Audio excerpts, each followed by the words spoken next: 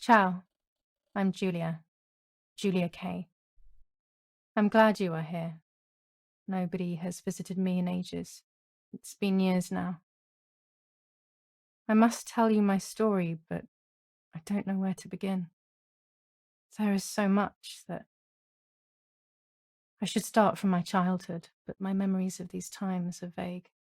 I only remember the summer of 1929, when they sent me off to stay with my nanny.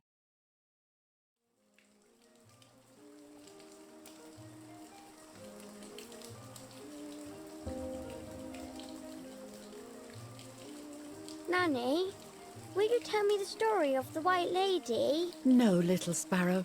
Not tonight. A fog is coming, see? Yes.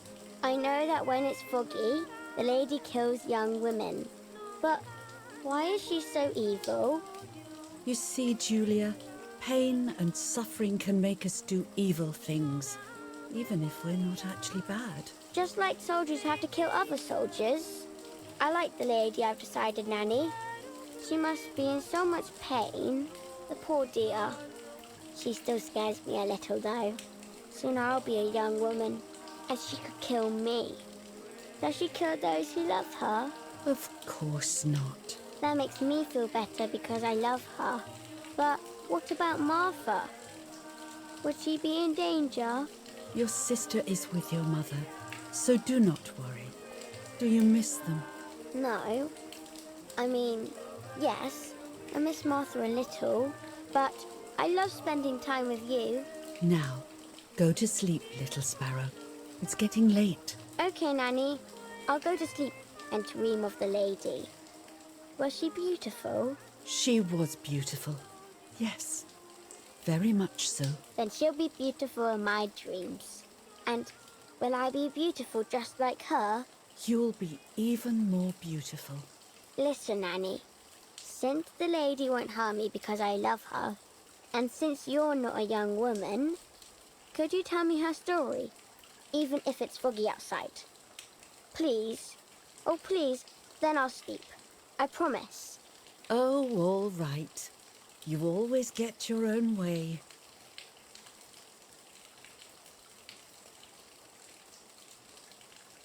I loved Nanny and I loved that story. Every time I heard it, it sounded like a new and more mesmerizing tale. Every night I would ask her to tell me about it, even though it scared me. Even now I can remember every single day of that time and how happy I was.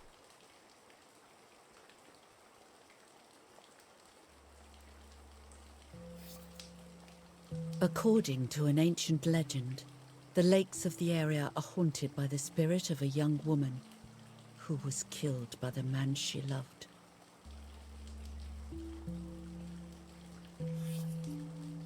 She was expecting a lover's stroll by the lake, gazing out at the old tree growing on the lake's island.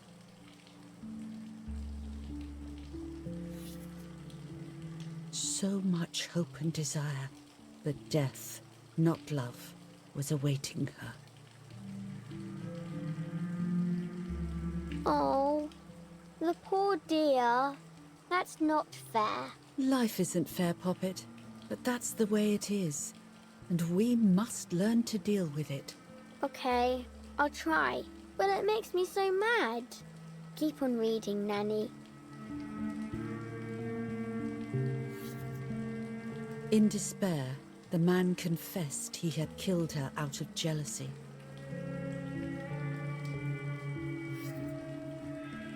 So he was hanged on the small island, in the middle of the very same lake where he had killed the girl.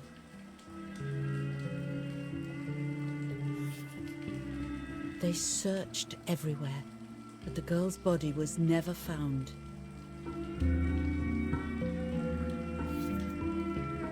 Since then, her spirit, known as the White Lady, has been imprisoned in the depths of the lake. She grieves eternally for the loss of the man she loved. When fog arises, the White Lady is known to leave the waters of the lake and roam the woods, looking for her long-lost love. in vain. Within the fog of dawn, hunters have claimed to hear the wailing of a woman in the distance.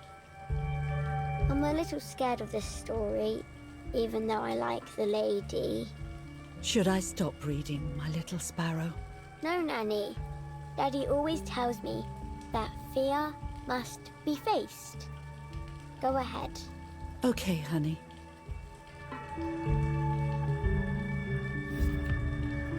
Every time the sad memory of the night she perished stirs in her soul, she takes the life of a young woman by slaying such a life in its youth. Even just for an instant, the lady feels free from the burden of her pain.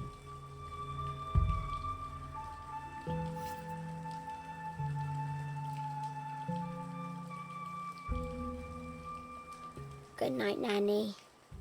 Good night, my love. I spent almost 3 years with the nanny, but when I came home, I quickly forgot how to be happy. My memories do not return until 15 years later, in 1944, when I stayed in that house. I enjoyed setting up cameras in the woods by the lake. My father created a device that attached to the cameras. It would make them take pictures at set intervals. I was trying to photograph animals, or whatever else was in that damned place.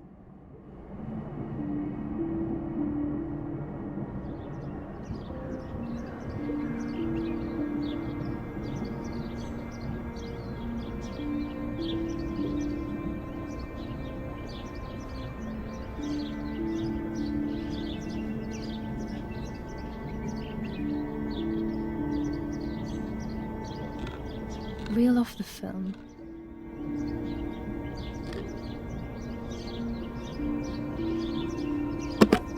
Open the camera. Remove the old roll of film.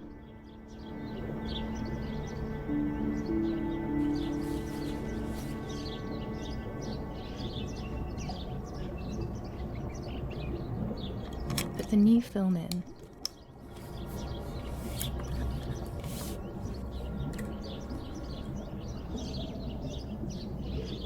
Close the camera. Load the film.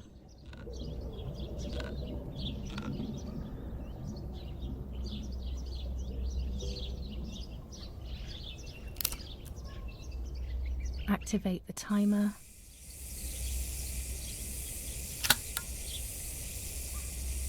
Almost ready. Now to bring the image into focus.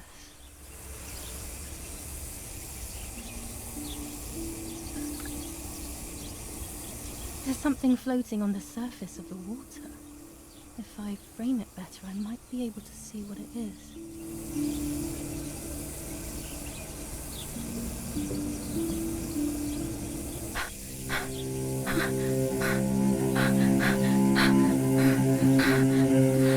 What? Is that a person? I must help them.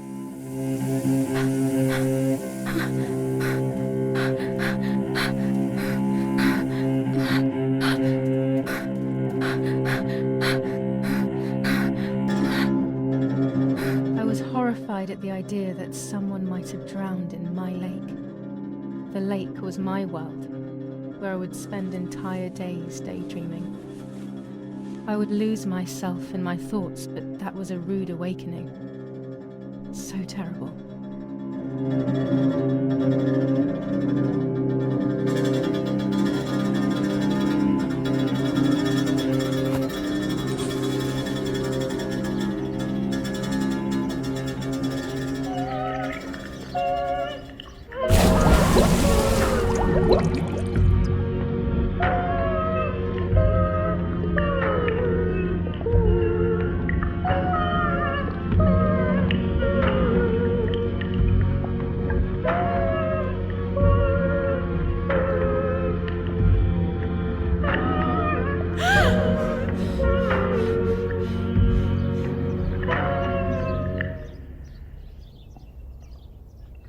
I instantly noticed that the person was wearing one of my dresses.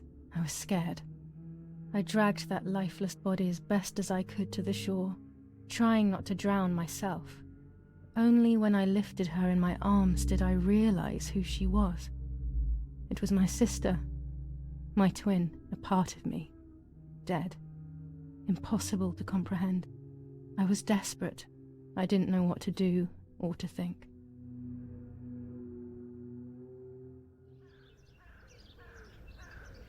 I have to stay calm. Martha is not dead. It's not possible. It's not true. There's no need to worry. Everything is fine. Everything will be fine. Martha, February 26th, 1923.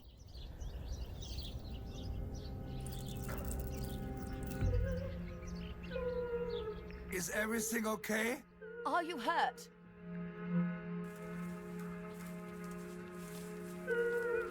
What are you doing?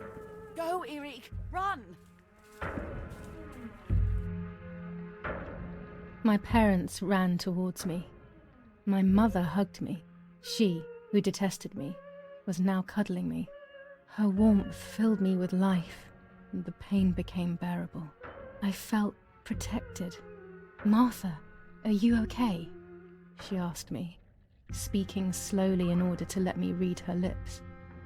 She thought I was deaf. She thought I was Martha. I didn't want the moment to fade, so I meekly nodded my head.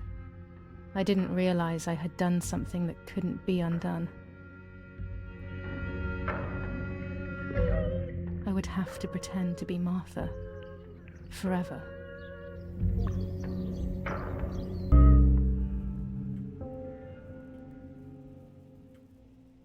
O Lord, who gives life to the dying, let your sacrifice of love be offered for Martha's soul. Into your hands I also entrust my spirit, so that I may be reunited with her in perpetual light, to never suffer the desolation of purgatory. Please grant her eternal rest, O Lord, and may eternal light shine upon her.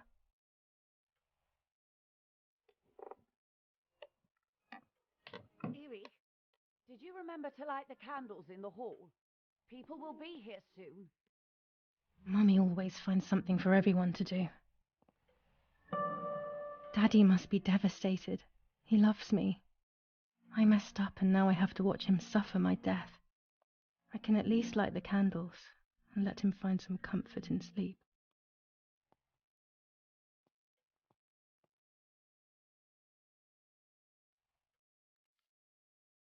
July 17th, 1944. Our family is deeply saddened and is thinking of you during this extremely difficult time. Ernesto E. and family. July 17th, 1944. Our hearts are with you and we share your grief in the wake of the tragic loss of your dearest Julia. July 17th, 1944, Ministry of War. Director General for Conscripts and NCOs. We are grieving over your sudden loss, and we send you our heartfelt condolences. The Lieutenant Colonel Rapporteur.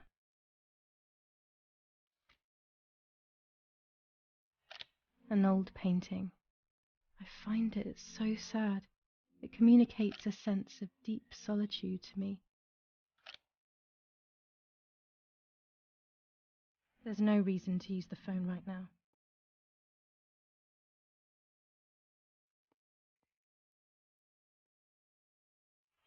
Daddy's canes. They are so beautiful, but I can't say why, but they have always scared me.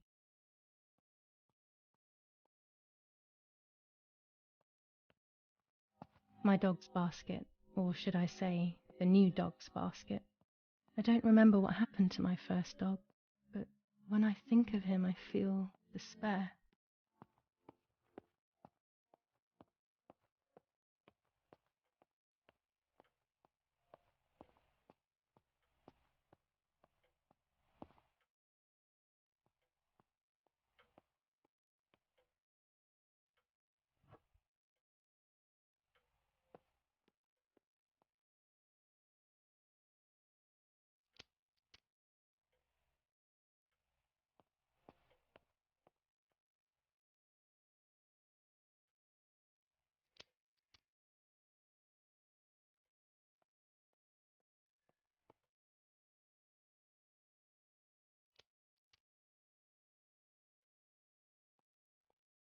When you're done, can you come and get the flowers, please? Or send Martha if you like. Never a moment's peace, even at a time like this. She can't sit still for a second.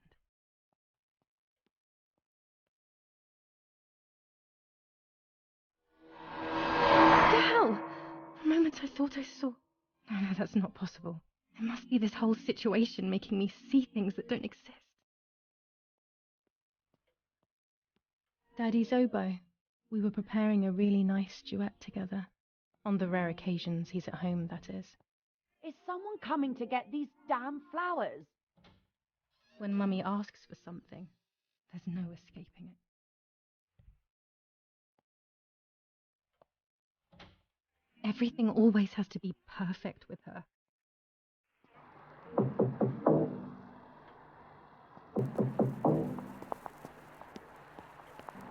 Parla Londra. Trasmettiamo alcuni messaggi speciali. Felice non è felice. È cessata la pioggia. La mia barba è bionda. Parla Londra. Abbiamo trasmesso alcuni messaggi speciali.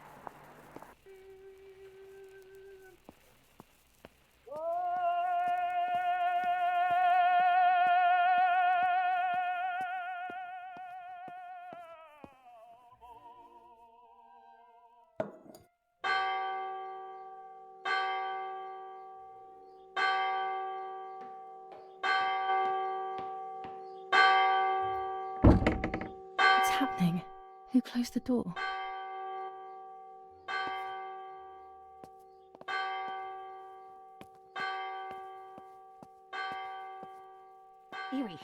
Erich, wake up. Do you think it's appropriate to sleep here, of all places? What? Yes. I must have fallen asleep. What are they talking about? You can't stay here forever. Why don't you go to bed? No. I want to stay with my daughter. Your daughter? Your daughter? You have another daughter, you know. The one who's still alive. Remember? What are you talking about, Irene? Julia is dead. What kind of comment is that? How can you? You should be thinking about Martha. Julia harmed Martha. You know that, right? And as if that were not enough, she has now also abandoned her. It's the same old story. Everything is always Julia's fault, isn't it? Her fault for Martha being deaf and for you being infertile. Do you think it's the right time for this? Julia is dead, Irene. Dead. Someone killed her. Do you realize that?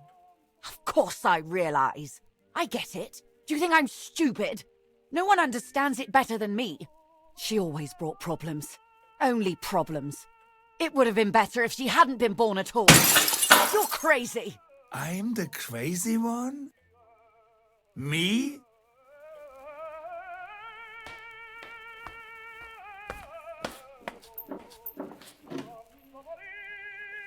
They have done this to get at me, yes. Your death is all my fault. All I could ever do for you was hurt you, Julia. My poor, sweet, crazy girl. What will I do without you? What will life be like now? All the time I didn't spend with you. But now I'm home. We can go fishing together. We can take pictures of butterflies. No. We can't do anything together anymore, can we? Nothing. I miss you, Julia. I miss you.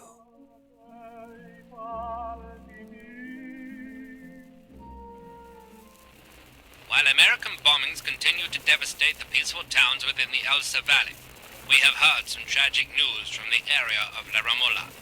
The young daughter of German Army General Erich K. was murdered near her home. What possible reason could there have been behind such a cowardly act? This is what the Carabinieri, who immediately intervened, hope to find out.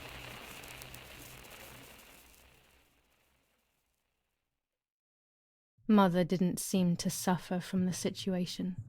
All she cared about was that my death was so painful for Martha. But not having me around anymore must have been a great relief to her. At the end of the day, it was better for everyone that it was me who died. And it was better for me too that people thought that. But the guilt began to consume me. That's when I started having horrible nightmares.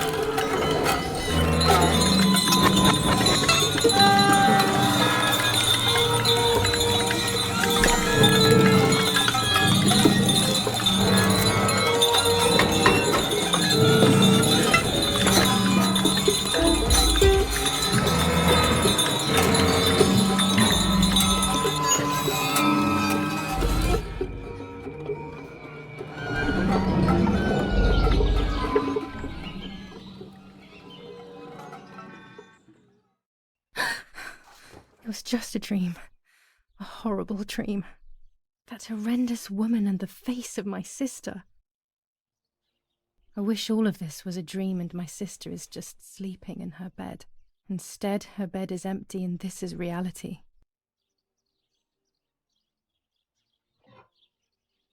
This is Martha and me at the festival of the patron saint. It was only a few months ago, and now...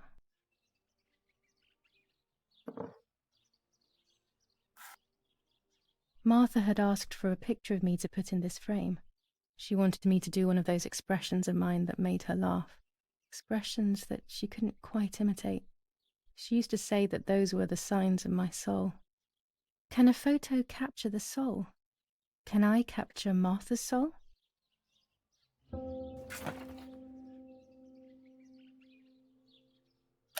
Scary fairy tales.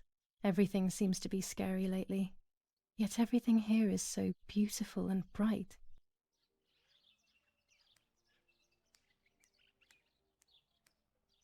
This is Martha's trinket box. It could contain something that will help to figure out what happened.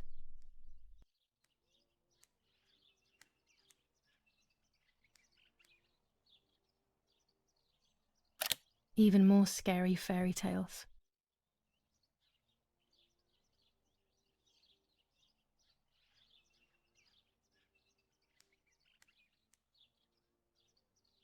Martha's clothes. To me, wearing them will be like having her with me. Mummy will also be happy to see them. Or I could wear my clothes in the other wardrobe.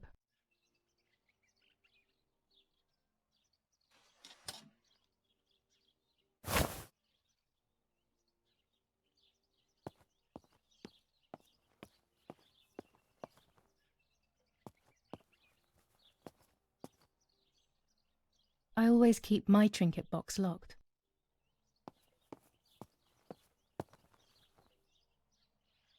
Oh gosh, if Mummy sees this picture, she'll throw it away for sure. It's me and Lapo. I want to see him as soon as possible so we can mourn Martha's death together. The butterfly collection that Daddy made for me.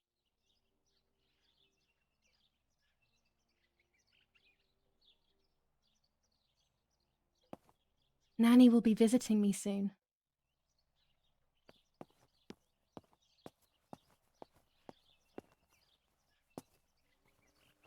Everything I need is always in my bag.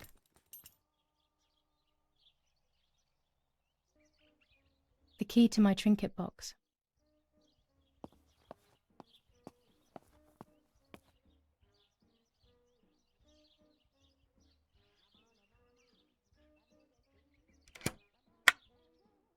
Here is my diary.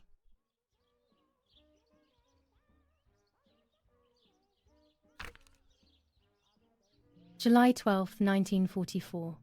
This is a new diary. We moved here today and I forgot my old one back at home. But that's okay. A new chapter in my life, a new diary. They say they brought us here for our own safety. Daddy, the war, and everything else. Nanny gave us her house and she went to look after the mansion. It's weird being back here after so many years. I remember Nanny telling me the fairy tale of the Lady of the Lake. It's one of the few happy memories I have from when I was little. Nanny isn't here and that's a shame, but Martha is here with me. I also get to see Lapo more often, which is wonderful. He's always hanging around here. Mum is thankfully too preoccupied with fixing up the house to worry about me. At least for now.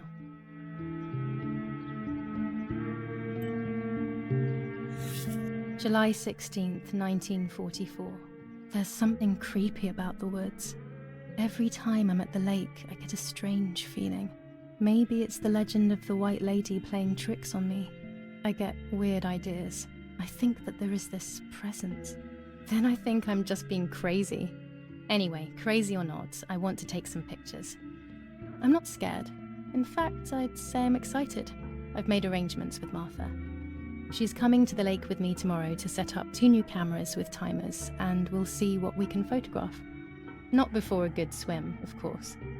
To be honest, Martha doesn't like photography all that much, and recently she's gone off swimming too. But she does like spending time with me by teasing me. Then, when she gets bored, she disappears into her books, and I do my own thing. We feel right when we're together.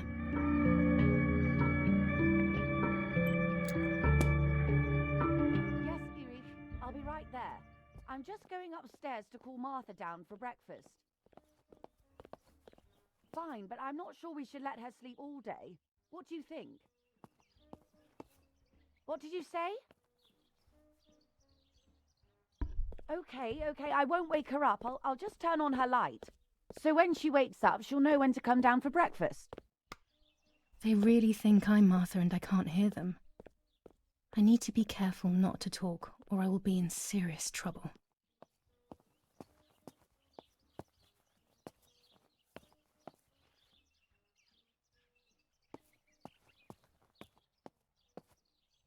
It's July 18th.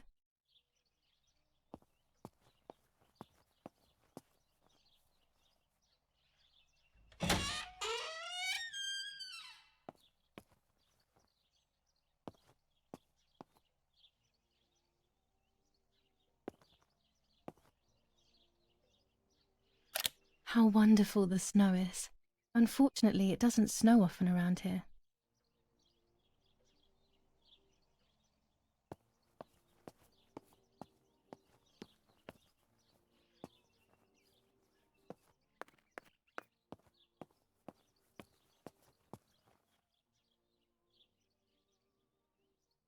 It's locked. Strange. Why did they lock my room?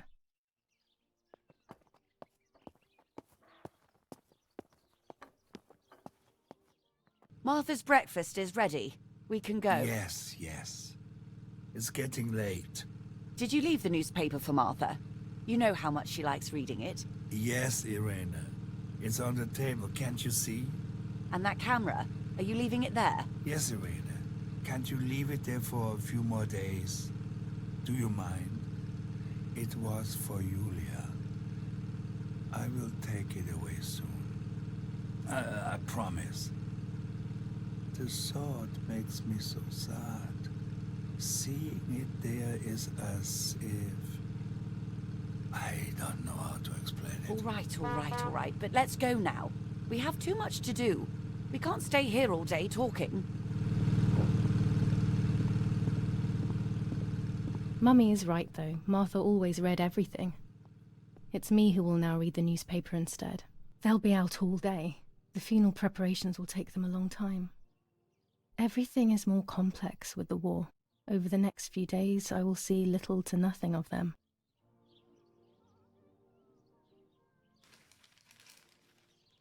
Brutal assassination in San Casciano. Julia Kay, a young woman from a respectable family, brutally murdered near her home. Carabinieri investigates. A possible political motive emerges. Martha was not killed by politics or war.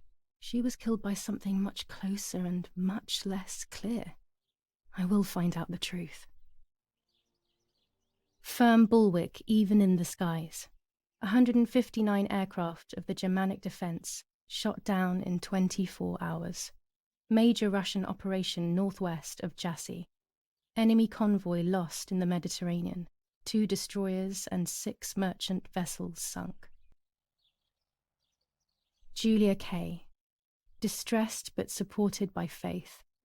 Irenei the mother, Erich the father, and Martha the sister sadly announced Julia's passing.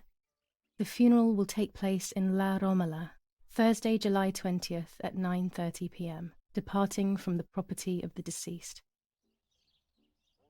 First improvements in food registration.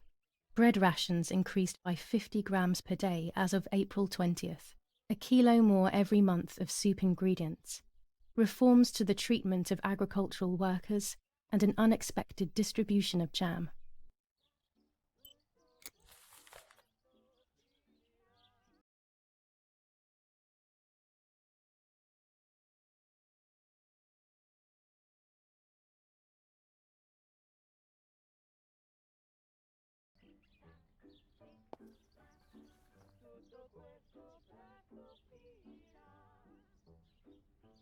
Chocolate, a privilege for few people in these times.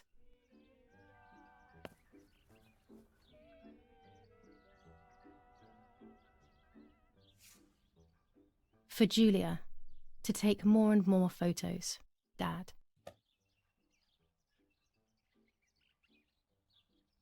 I can verify that the camera is still working by taking a photo. I could photograph a sparrow.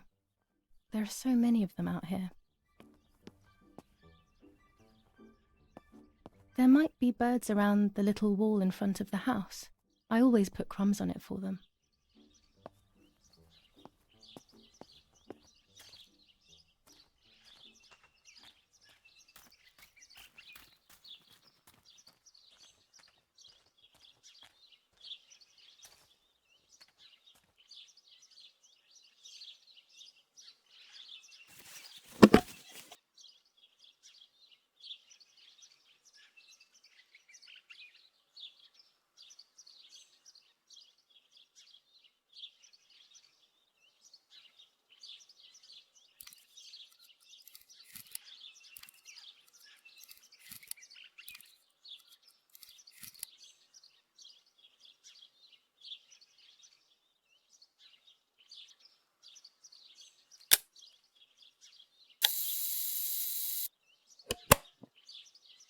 Excellent. I've taken the picture, now it's straight to the darkroom in the cellar to print it.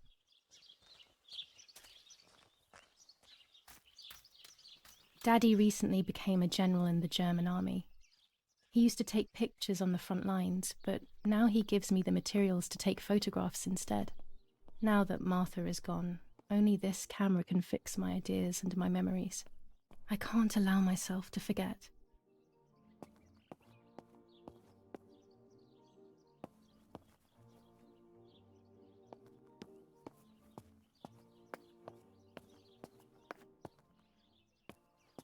We are so lucky.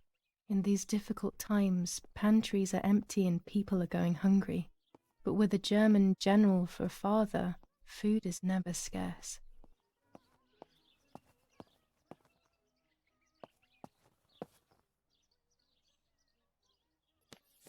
Lorenzini haberdashery. 5 meters of grey cotton fabric. 6 meters of white linen fabric.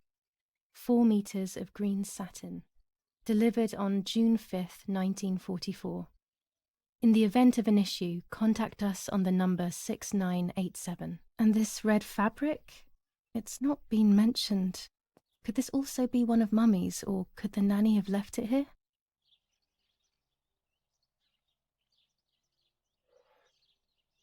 These could be of use to me.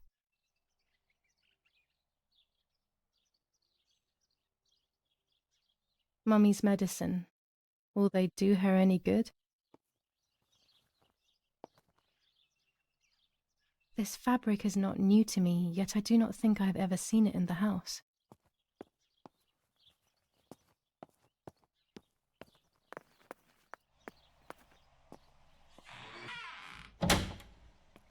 Daddy set up his darkroom here.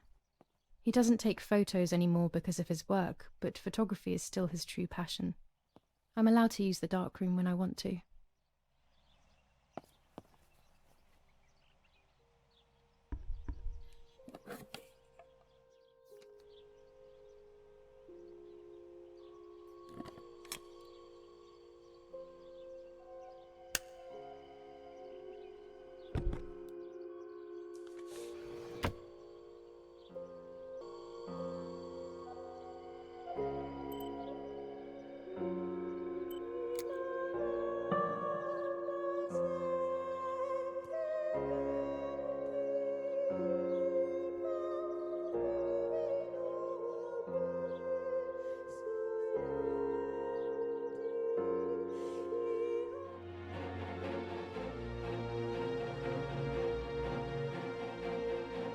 I can't develop the photo like this.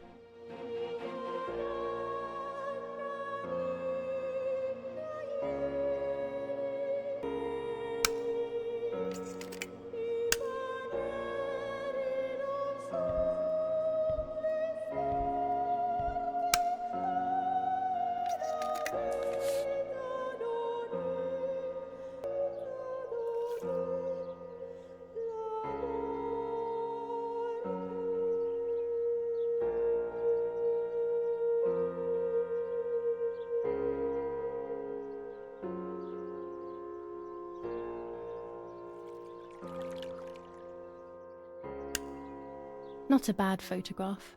It seems that the camera works perfectly. Now I can take a self-timed photo for Martha's frame.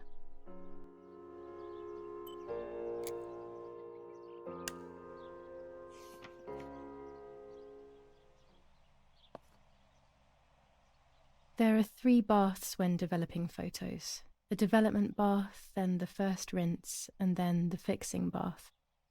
The second rinse is done directly in the sink afterwards.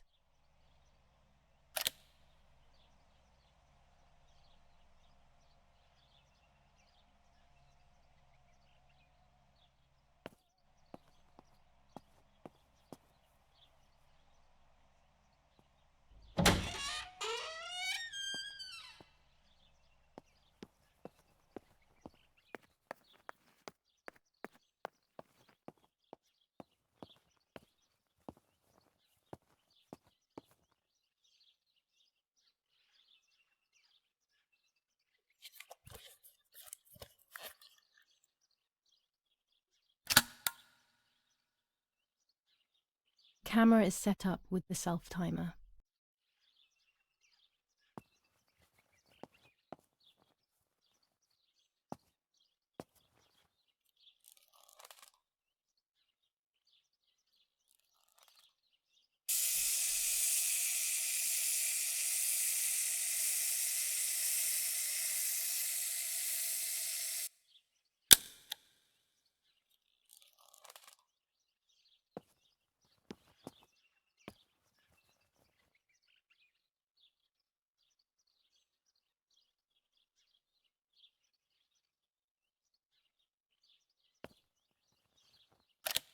The puppets I used to play with were made here. I never knew that when I was a child. They always told me that a fairy brought them. I didn't really believe them, but it was nice to think that. These workbenches fascinate me. I would love to learn carpentry. This is where Nanny's husband made my dolls.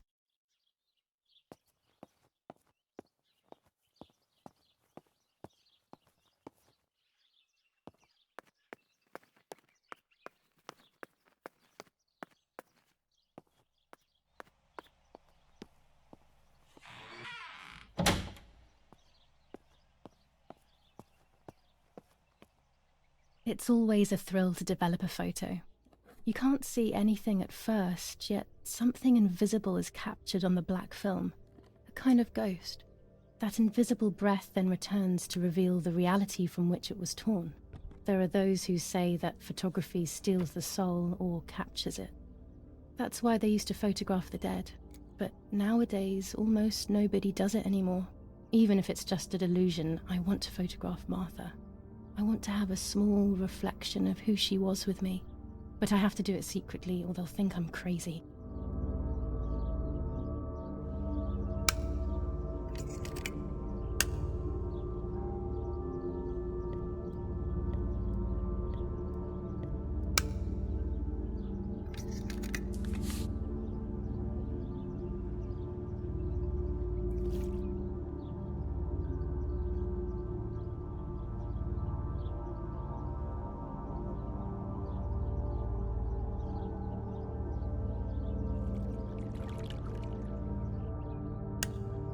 Yes, this is me. No one was ever able to tell us apart. But I never had the slightest doubt, and nor did Martha. It's strange how what identifies us most deeply is not visible to anyone. I was obsessively thinking about Martha and what had happened. But suddenly, a thought took control. The memory of that day at the lake was becoming more and more like a dream when, after awakening, the image becomes more and more faded. Could it be that the memories were a figment of the mind? Had I been the one that hurt my sister? I had always envied her, and now I had taken her identity. I experienced a suffocating pattern of thoughts. I decided to go straight to the lake to retrieve the film rolls. They would tell a different story, I was sure. But deep down, I kept hoping they would confirm my fading memory. Of course the door is locked. The keys aren't hanging on the lock as usual, then they will be in Daddy's study. We live in fear now. My parents are not going to let me go to the lake anymore after Martha's death. So this is the right time. I need to know. The self-doubt I feel is eating me up.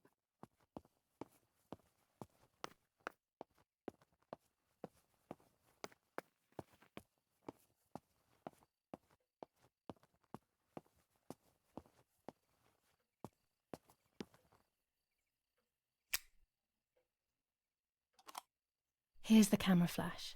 Now I can photograph Martha even in the dark.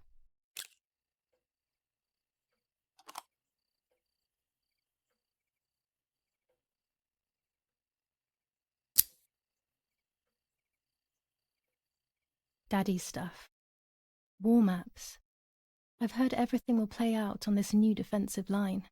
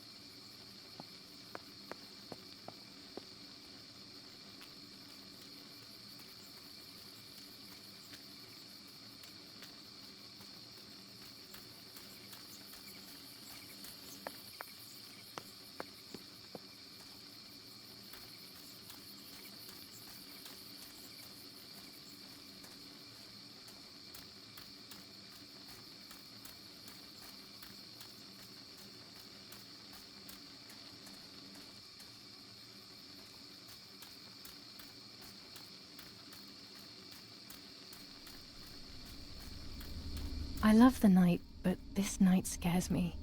In the dark, I can feel all the harm I've caused. It's getting closer with each step. I feel it brushing up against me like a cold wind. I hurt Martha. The closer I get to the lake, the more certain I am of this. How could it not be? I killed her to steal the love that everyone felt for her but didn't feel for me. How could I have done such a thing?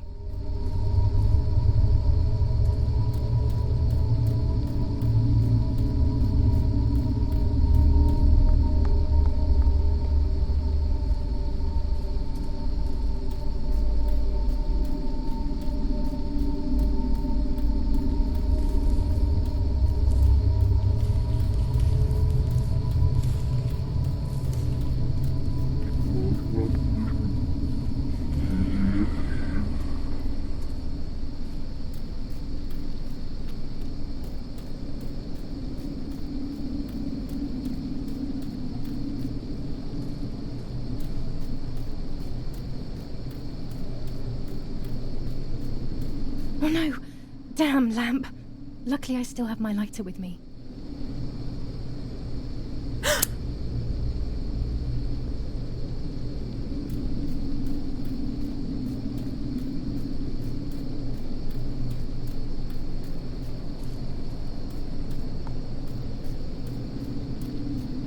The cameras are somewhere around here.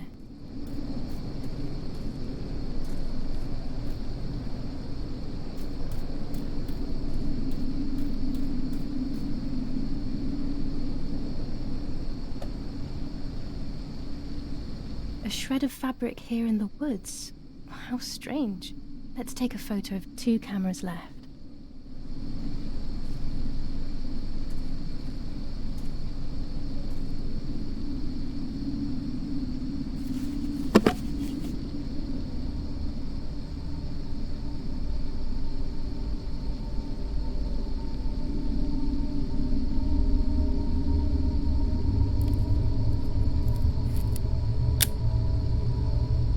How could it have ended up here? It looks familiar.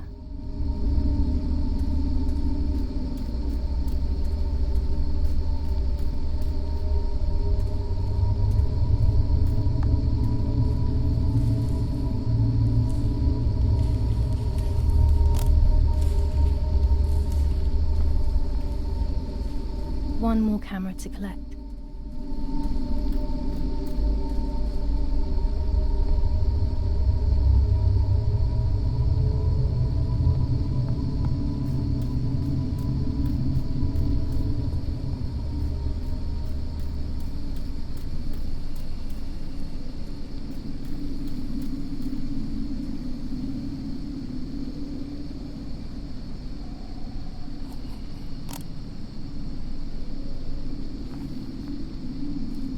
That's it. I've got them all. These films are going to help me understand what happened. Now I should rush home to develop them.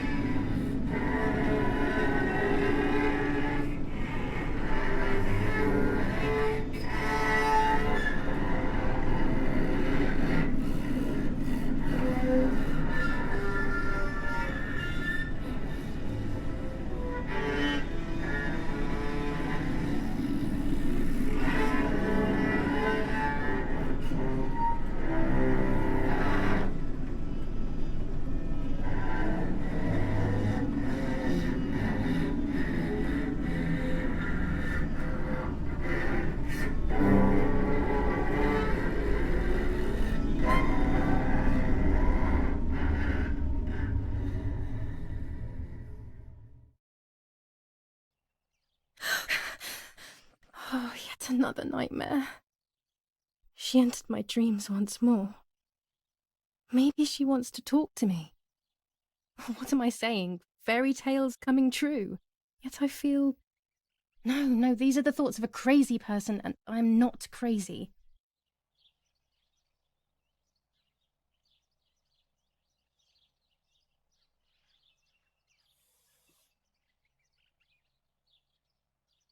Oh, damn it, what's all this blood? I'm not due yet, and there's a lot more than usual. What's happening to me?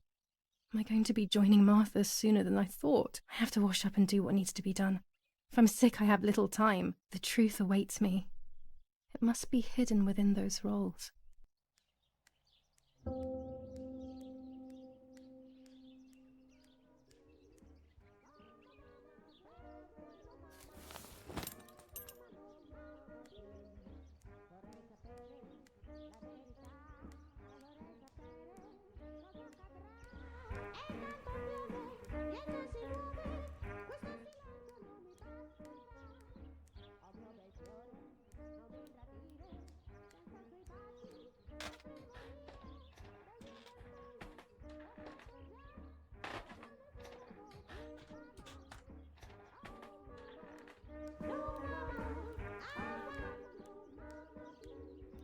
Well, if I think I can go out in this state, maybe I am actually going crazy.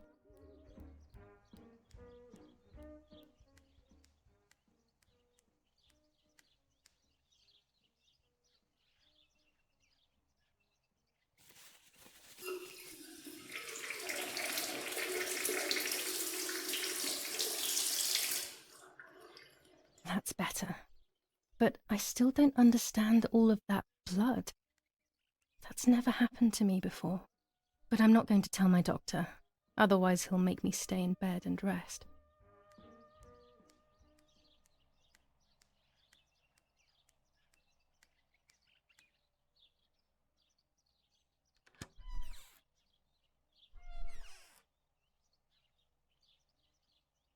This dress is only for special occasions.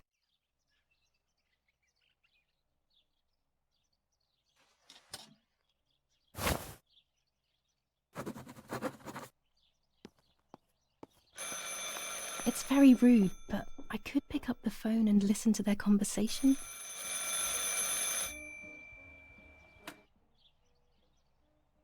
How are you doing today, Rennie? I'm worried, Father. Very worried. We found more partisan tracks in the woods, right next to the house. That Lapo, I suspect he may be involved in the death of... No, please don't say that. It's not possible. I know the boy and I don't... Father, anything is possible in these dark times. Anything. That boy didn't even come to say goodbye to Julia. Didn't they love each other dearly? He must be terribly scared, and Julia always used to say that. Yeah, sure, she used to say they were just friends, but you know too, right? Friends are not supposed to do such things, Father. Or are they? But anyway, you're defending them both. You, my husband, and even the nanny who, deep down, is a good woman. The nanny? I believe the nanny is the one who hurt Julia, with her evil passion for those cards. They are cursed things. I hope you made them disappear. Of course. I keep them safe in my room. Anyway, you must forgive me, Father. I have to go. They've come to pick me up. Have a good day. You too. Lapo's involved in Martha's death. My mother is losing her mind again. How could anyone even imagine such nonsense? And Don Attilio, he is a great friend, but what a weird view. Those cards are just a game, but most importantly, they're mine. Why on earth did they take them from me?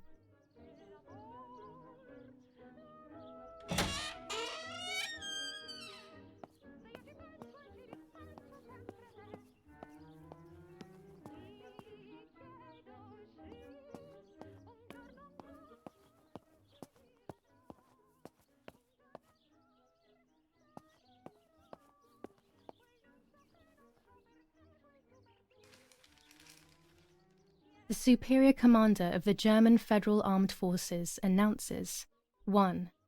Whoever is in possession of weapons or explosives not reported to the German headquarters will be shot. 2. Whoever harbors bandits and or protects them and provides them with clothing and or weapons will be shot. 3. Whoever is aware of the existence of any rebel groups or even lone rebels without reporting them will be shot. Italian workers in Germany. The following rules are in place for workers who voluntarily work in Germany. A commitment of a maximum period of 1 year before returning to Italy. War rages on the Eastern Front. An attack launched by the Soviets after hours of cannonade. The fight on this front has been going on for a long time. Fighting in Normandy. Victorious Germanic counterattack on the road from Perrières to Carentan. Pont Heber reconquered north of Saint-Lô. Many US losses caused by the flying bomb action.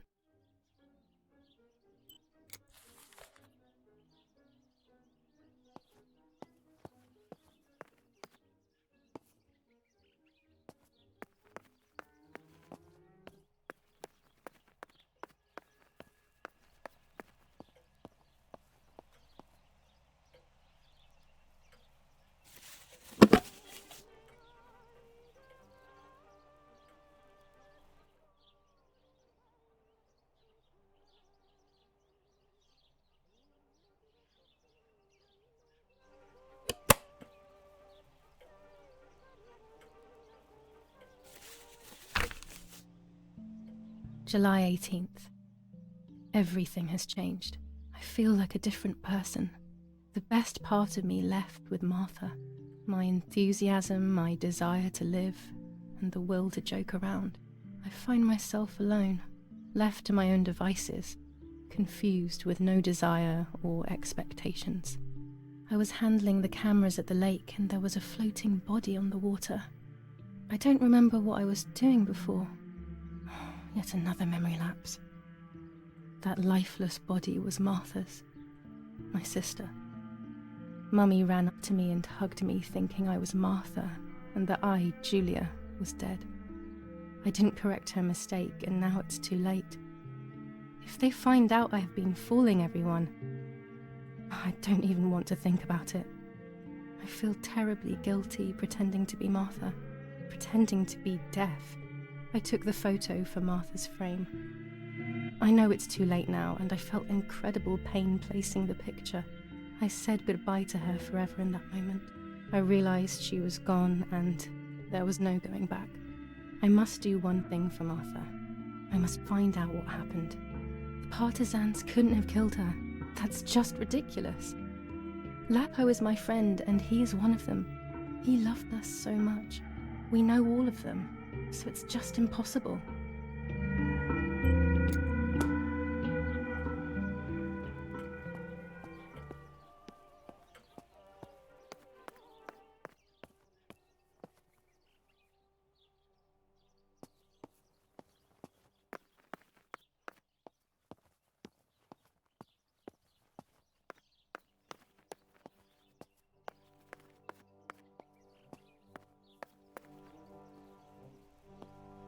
Following the dramatic news from the countryside, Archbishop Toccarelli will protest with the French in the city for the raping being committed by invading troops. New ordinance for the safety of citizens. From this moment on, it is forbidden for anyone to leave their homes and walk the streets of San Cassiano. All windows, including cellars, house entrances, and doorways, must remain closed night and day. The population are advised to stay in their cellars, or, where these do not exist, churches and other large buildings. The patrols of German armed forces have orders to shoot at people who are on the street, or who are found looking out of their windows. I shall repeat for clarity. New ordinance for the safety of citizens. From this moment on, it is forbidden for anyone to leave their homes and walk the streets of San Cassiano. All General windows, Edict including K. cellars, New house rules on entrances, curfew and doorways women's behaviour. must remain closed German night command and of day. S. Vincenzo The Attori. population are Telephone advised to number stay in their 1185. Where these do not exist, churches and other large buildings. The patrols of German armed forces have orders to shoot at people who 25 are on the ISO street, film. When the sun or is high were in the found sky, it's looking out of perfect. their windows.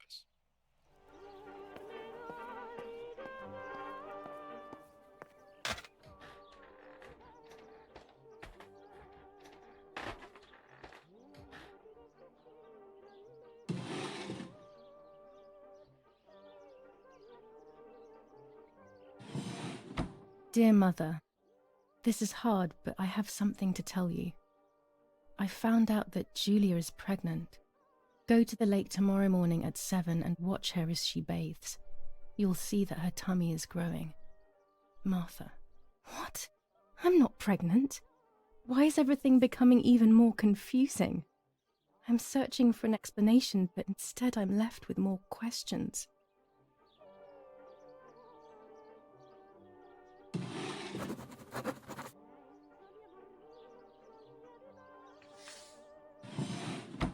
Here are my cards. Nanny and I always used to play with them. She would predict my future and I pretended to predict hers. The future was always good for everyone. Maybe when she read them, she saw my true future which she hid from me. Or more likely, these cards are actually just a stupid game to reassure and deceive oneself with. But deceiving oneself is sometimes necessary. How can we live happily otherwise? Pervertin again. I feel like these pills do nothing other than agitate her. Romola, 15th of July 1944. Dear Mrs. Irene, I'm writing to let you know that all is well here at the villa. Thank you for being so considerate and caring. I apologize for the simplicity of the housing you were forced to live in. I also locked the room where the little one used to stay as requested. I've left you the key. It is the one with the pink keyring. Try to stay safe. Best regards, Nanny. Why on earth did Mummy have that door locked? It was my room. What is she trying to hide?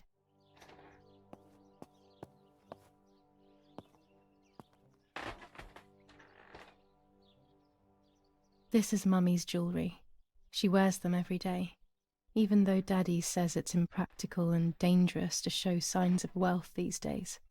As usual, she doesn't want to listen to reason and ends up arguing with Daddy until he goes to play war, as she says.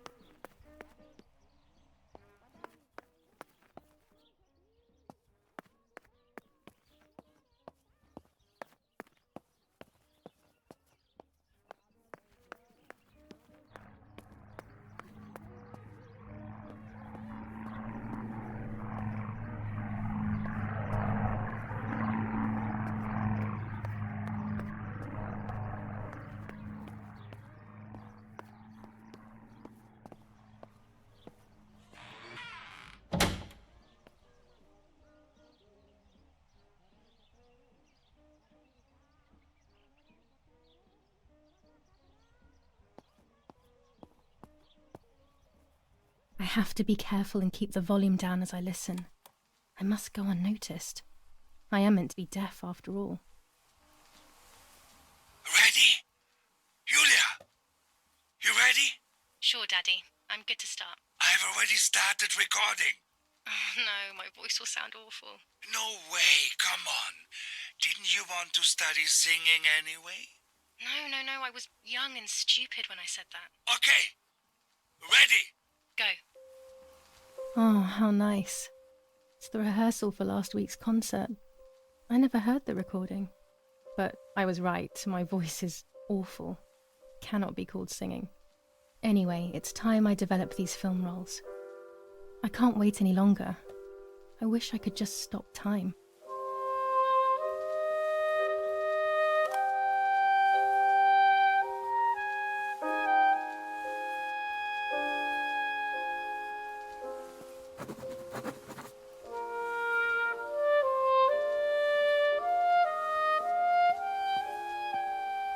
These images could change everything. I cannot bear the fact that I may have hurt Martha. I would rather die. Damn my head and these memory lapses. It's such a pain not remembering. It's like getting lost inside yourself.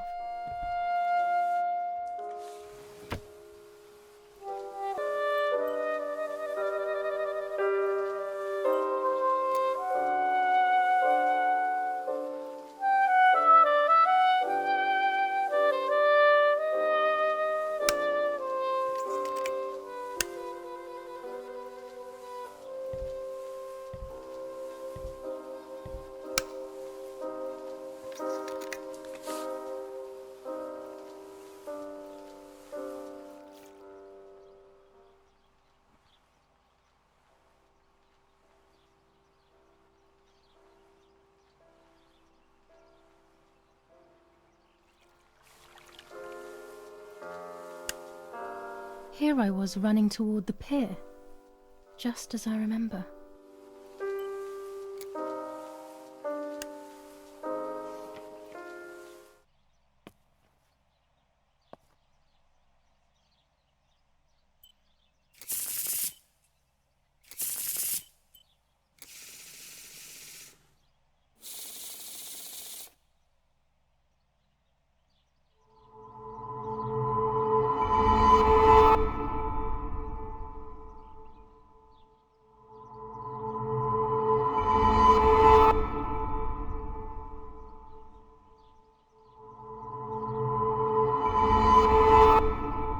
The solution is still far away. I must be patient and wise, but luck is not on my side, unfortunately.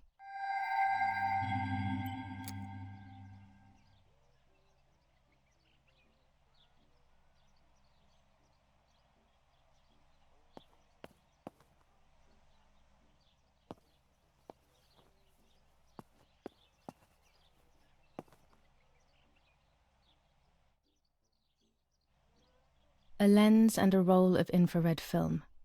They can photograph what the naked eye cannot see.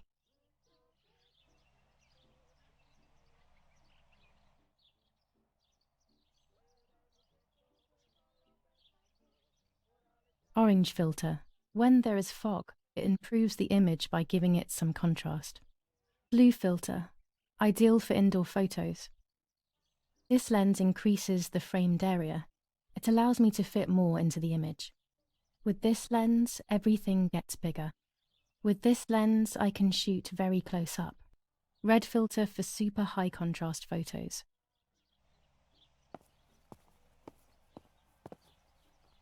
These images could change everything. I cannot bear the fact that I may have hurt Martha. I would rather die. Damn my head and these memory lapses. It's such a pain not remembering.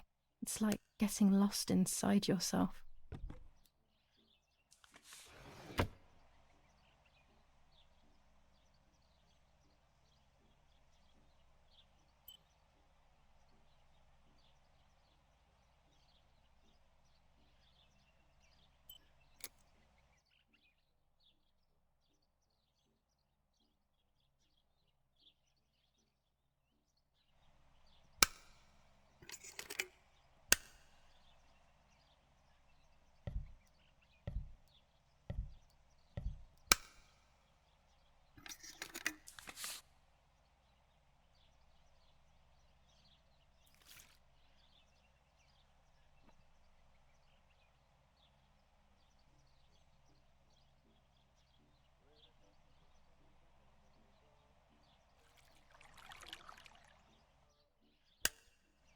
Yes, I've undressed and I'm about to dive in.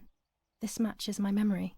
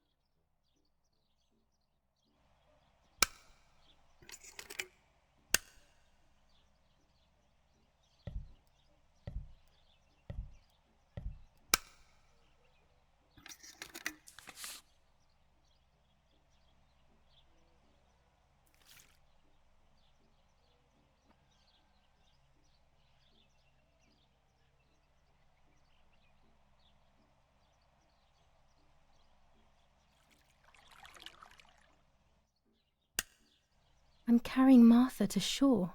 I'm trying to save her. My memories, although fuzzy, do match reality. I feel a little better. Now I can find out who really hurt Martha. Maybe I should meet with the White Lady. She might be able to tell me something. Is this crazy talk? Yes, definitely. But what's normal about any of this? Maybe you have to be a little crazy to get anything done.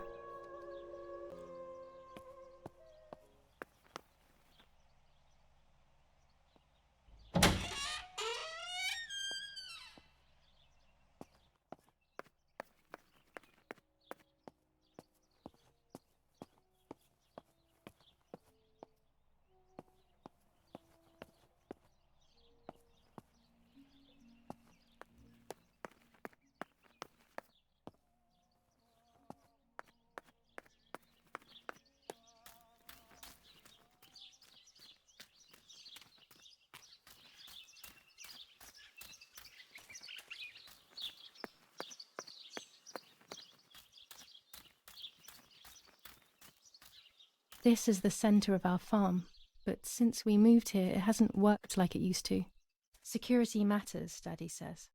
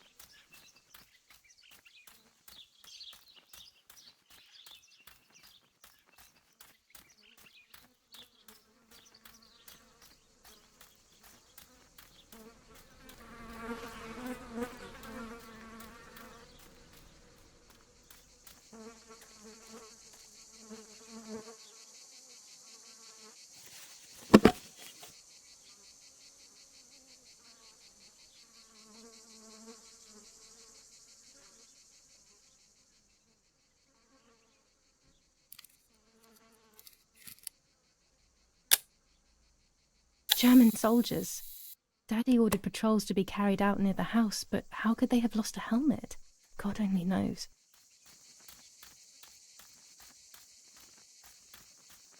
Los, schnappen wir uns die Bastarde!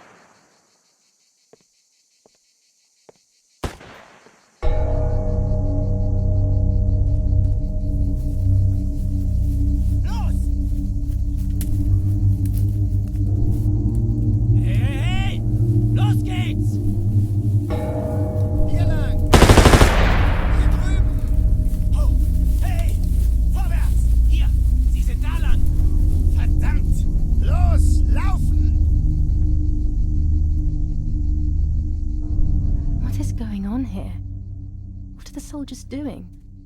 It's dangerous, I know, but I want to follow them and see what's happening.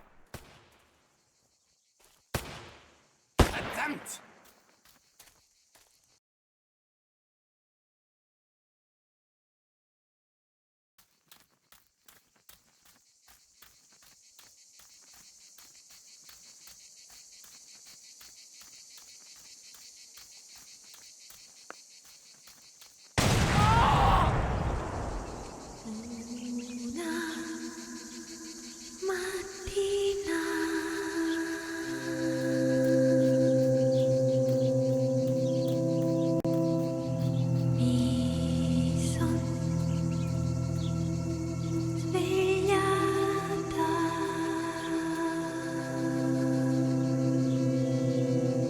Please, no.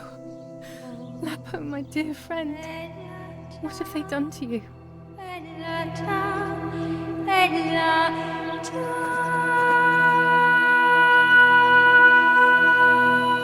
Your handkerchief was the symbol of what you believed in. At least that is left of you.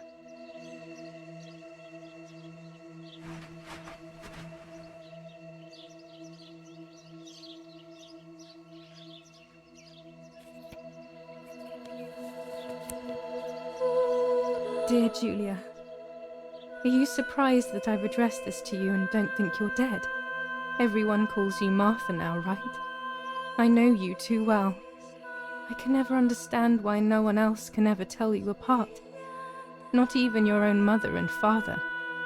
Martha is gone, and I cannot reconcile myself.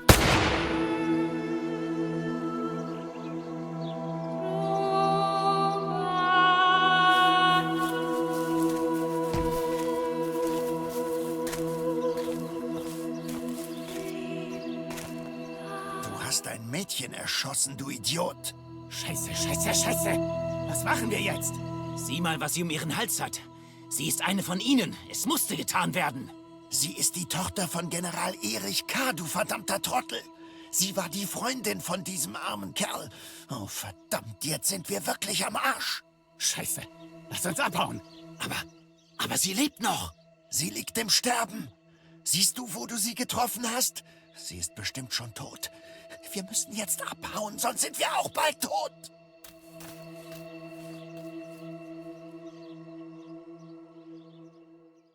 I'm dying, I thought. But strangely enough, I wasn't afraid. In fact, I was almost relieved. When I returned, I found myself once again in the midst of a bad dream. One whose meaning I did not understand at the time.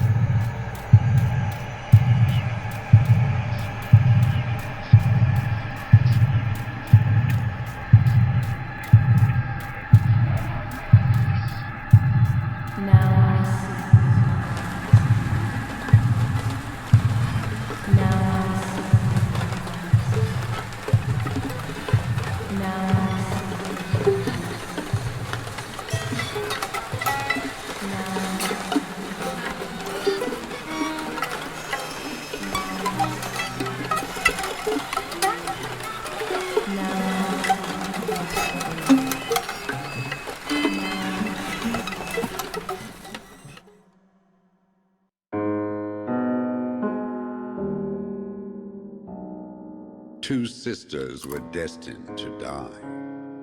Julia, the first sister, and Martha, the second. On Julia's day of departing, identical twins stood before me, impossible to tell apart. They questioned my presence, since they were still so young. Julia must come with me, I demanded, but they both claimed to be Martha. I explained that Martha's fate was soon to be the same, and their games were useless. I didn't have time for it. The war was keeping me busy. But they didn't concede, and instead kept insisting. Can we follow you together? No, impossible. Are you sure Martha will die too? Nothing is certain in wartime. What if the wrong person went with you? Then you would have cheated death. One would die unjustly, and the other would simply be delaying her fate. They discussed amongst themselves, then hugged before one of them came forward. She stared in a determined, almost threatening manner. I guessed it was Martha sacrificing herself, giving more time to her sister. But I stayed silent, not to reveal their failed deception. No one lies to the face of their own death. So I asked how their choice was reached. We drew lots by throwing a medallion, she said quietly. They had trusted in fate. Oh, how naive they were. They knew fate plays by its own rules, which is true, but it is also my ally. Fate never would have allowed the wrong girl to follow me. In that case, my work was done. She must have been Julia. However, little to my knowledge at the time, that blasted medallion had the same name engraved on both sides. Martha's. So, my first assumption was correct. They were too damn smart, and had fooled both fate and me. One thing is for sure. I'll put things back where they belong. I will correct my ignorance and give fate back its blindfold.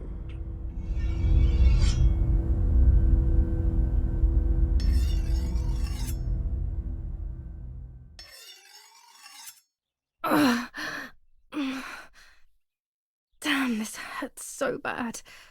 I can hardly breathe.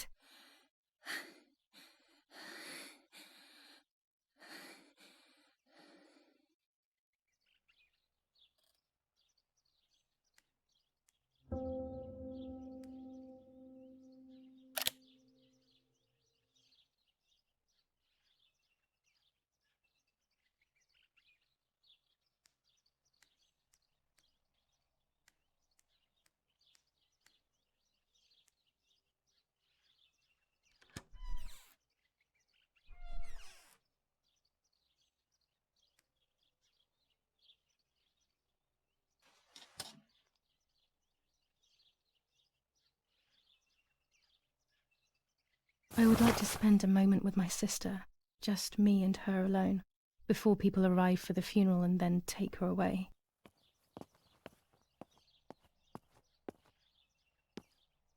No, my bag is not here. My diary. Lapo's letter.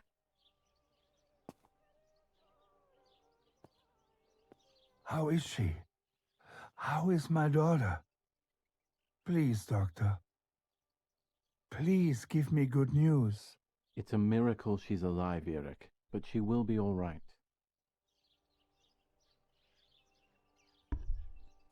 The bullet passed right by her heart and exited her chest. Unbelievably, it missed her lungs, spine, and heart. She could have been paralyzed or died. But thankfully, she's fine. I examined her thoroughly. She didn't even lose that much blood. She was lucky. And you were lucky, so to speak. She was lucky that my wife went for a walk in the woods. Otherwise, she would have bled to death, yes. I don't know what to say. All of this, it's too much. So much death and suffering. Nothing more. Don't worry, Eric. She's young, so she'll recover quickly. I'll be here all day anyway. Thank you, Doctor, for everything. Do you mind coming with me to pick my wife up from the cemetery? The funeral will start soon in the chapel. Of course not. Lead the way.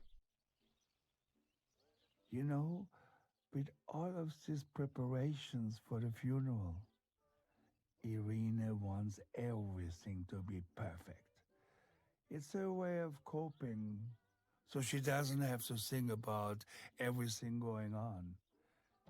She is a woman who has suffered so much. Maybe too much.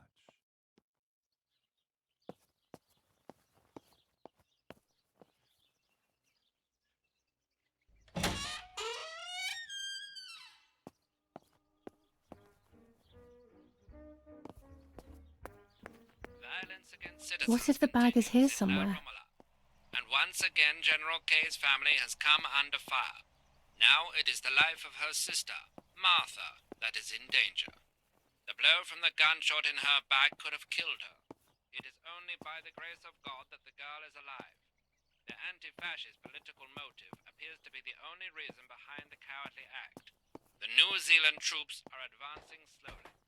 After the Battle of Ponzi, on the 18th, they are still far from the Tavernelli Val di Pisa. The German resistance on the Tuscan hills has been exhausting for the invaders. There are more and more weapons around, and everyone is scared after what happened.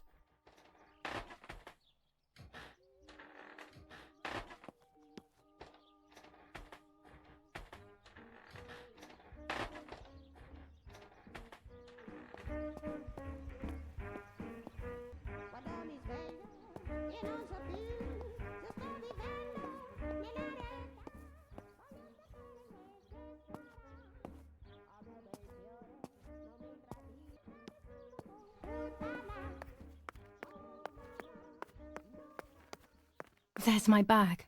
Thank God.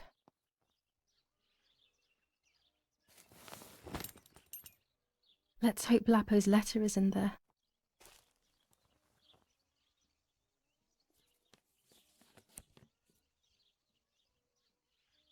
Dear Julia, are you surprised that I've addressed this to you and don't think you're dead? Everyone calls you Martha now, right? I know you too well. I can never understand why no one else can ever tell you apart. Not even your own mother and father. Martha is gone, and I cannot reconcile myself to that fact. I have to stay hidden, and sadly I can't run to you. Even if I would love nothing more than to hold you tight and cry together. No words. I just want to be close to you. Can we meet in the barn tonight? I will try my best to be there around midnight. Don't be alarmed, but if things get ugly, please remember this number, 6934. He knew he was in serious danger, but what about the letter? I had it in my hand when the soldiers ran off. Mummy found me, and if she's read it, well, she hates Lapo, and now she must know who I am. No, she probably would have left me there to die. She'd rather have no daughter than the wrong one. Before I passed out, I must have put it back in my bag. There is no other explanation.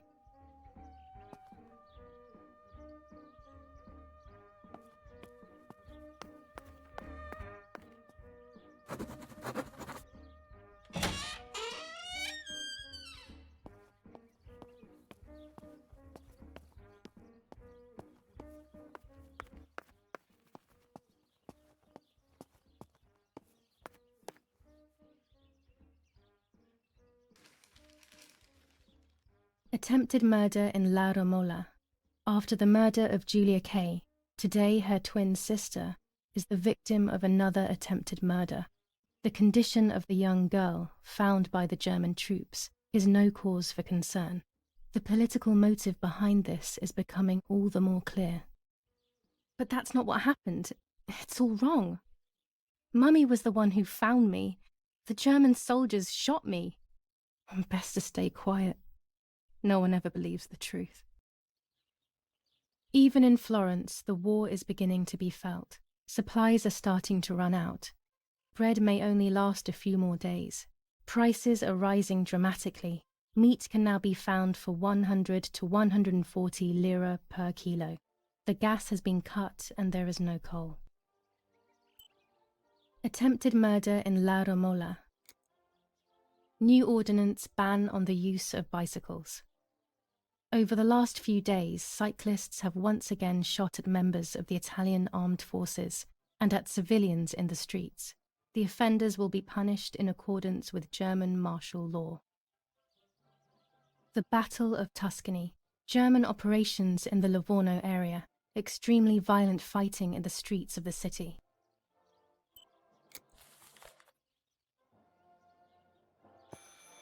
I should pick up the phone but remain silent. If I let the caller speak first, I'll find out who it is.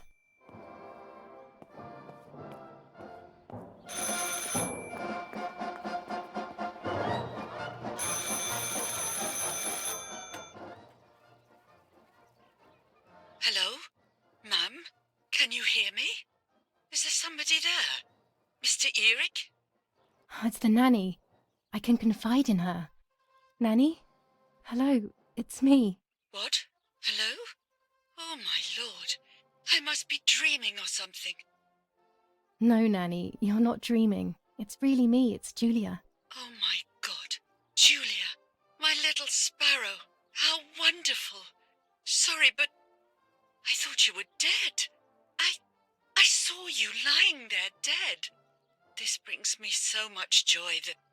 Actually, you must explain to me, my little sparrow. What is happening?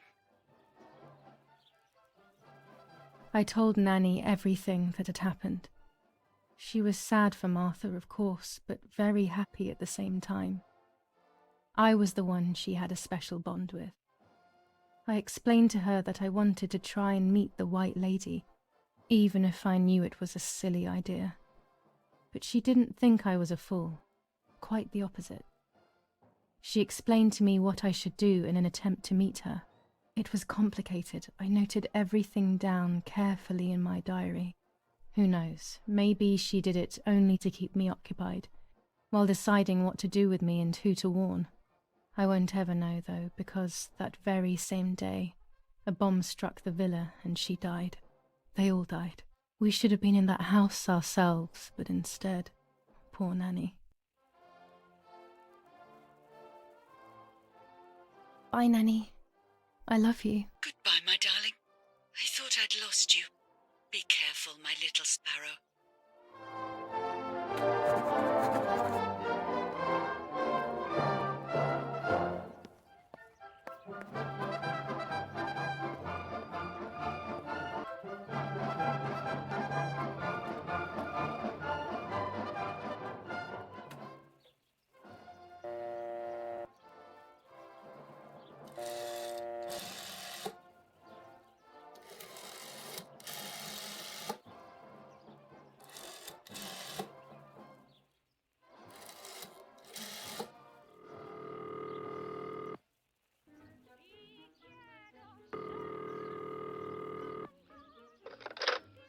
You've called this number.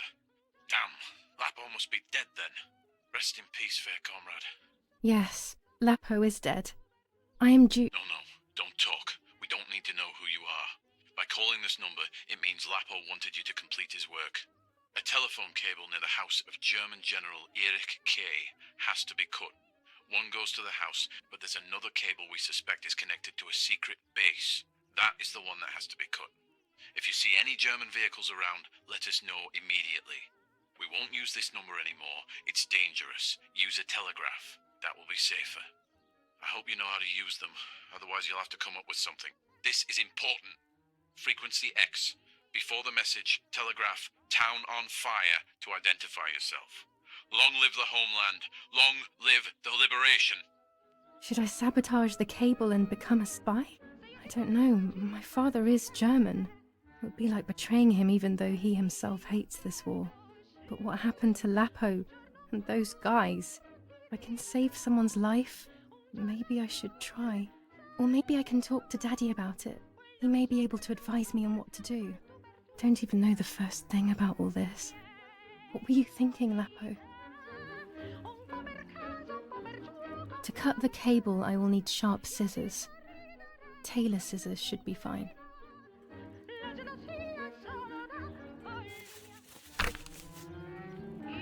July 19th.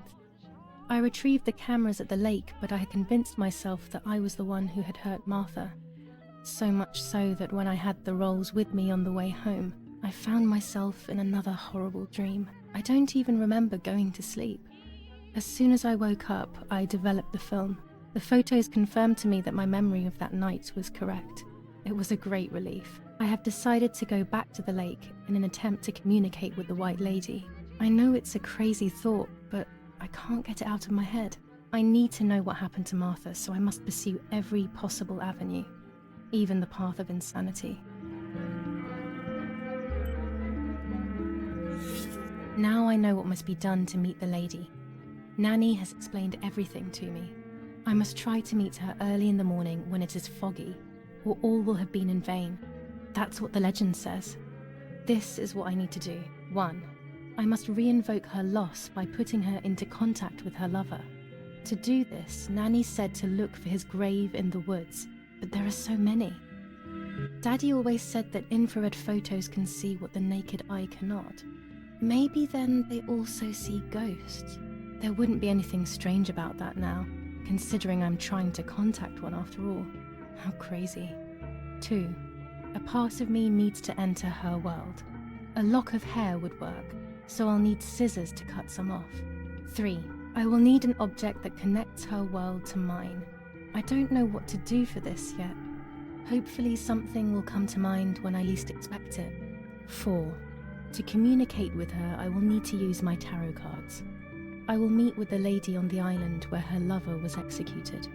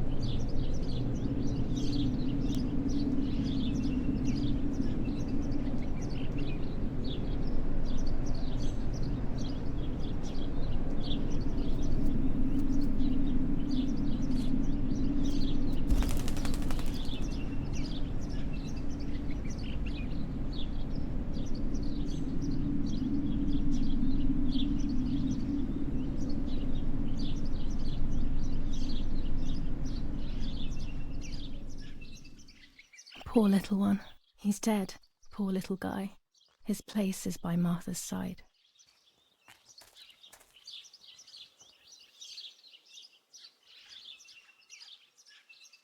Nanny always calls me Little Sparrow. This is the part of me that died with Martha. It'll be safe next to her.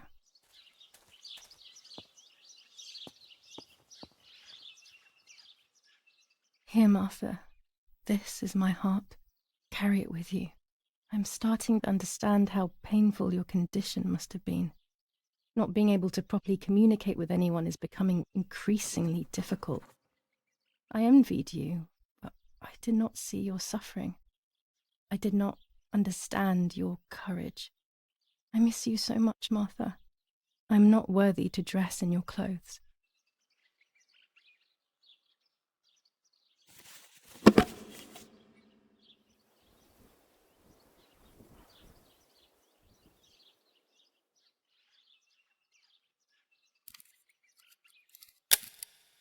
Done. It would be nice to have you always by my side, even if it's just a picture.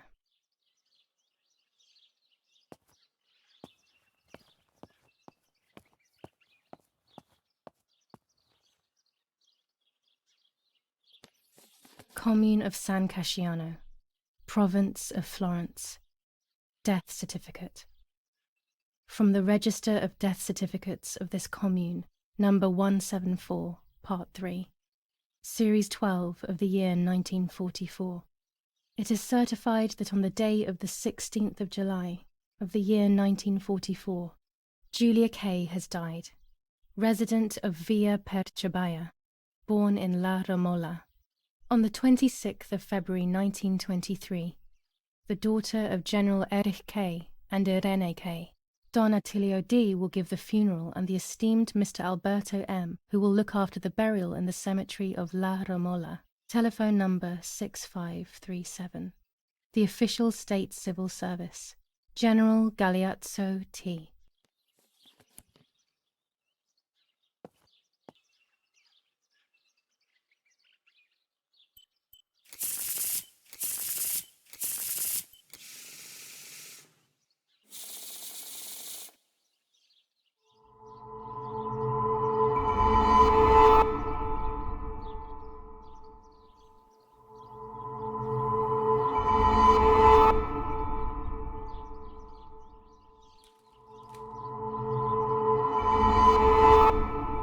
There is darkness that brings uncertainty, but there will be a guide. Something that can teach me something.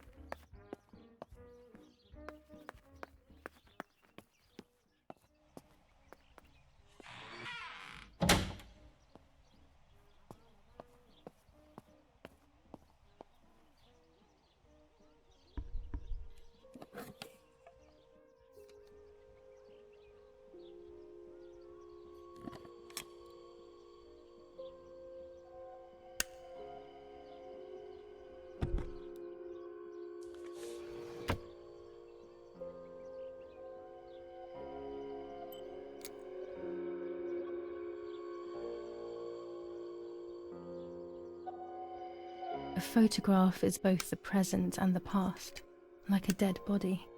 I don't know what I'm expecting. Maybe it's silly to think you can capture the soul of someone who has died.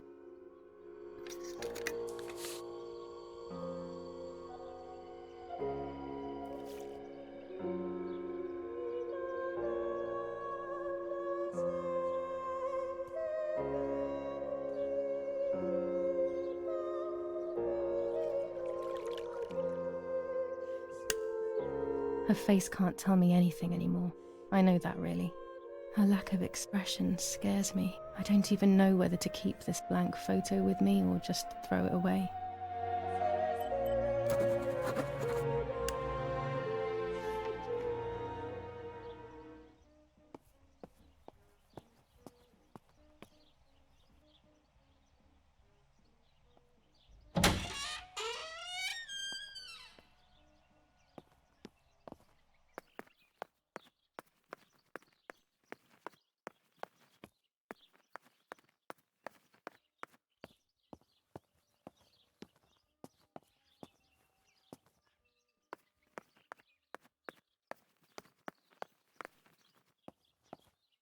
When I was little, these barrels seemed enormous. I thought I could live inside one. A tripod is necessary to take photos with long exposures.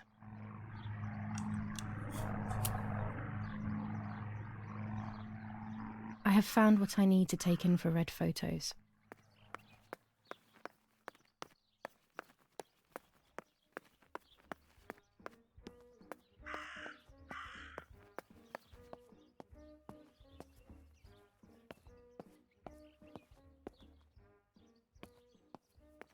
That raven is making a big fuss.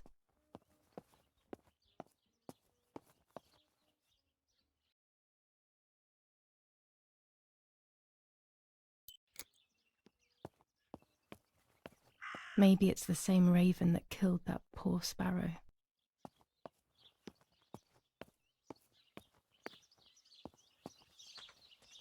I hate bullying, yet it seemed as if the raven wanted to bring the little bird back to life.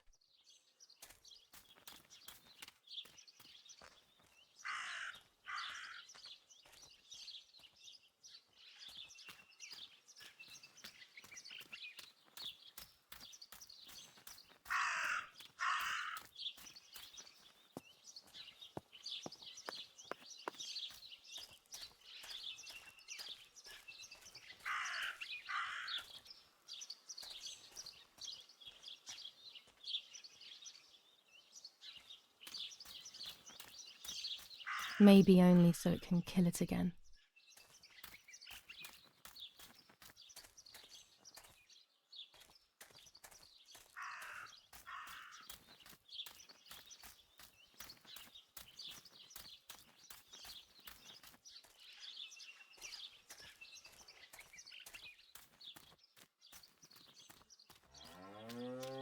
I was afraid of animals when I was little. I never approached them alone.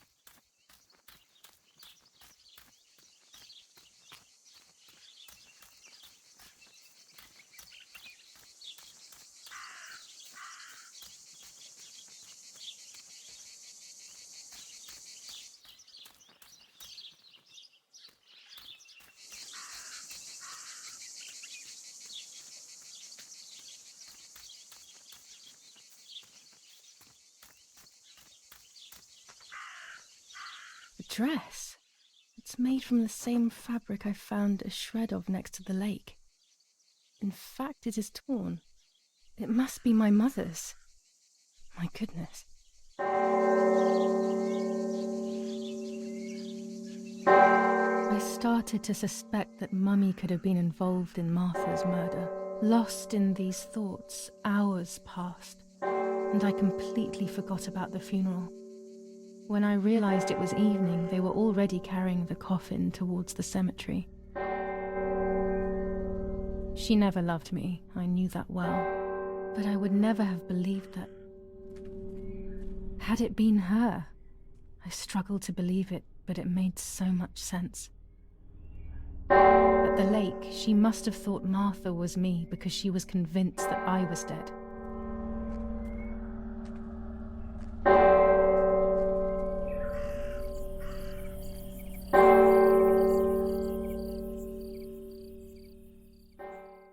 When the funeral ended, I felt an irresistible urge to play.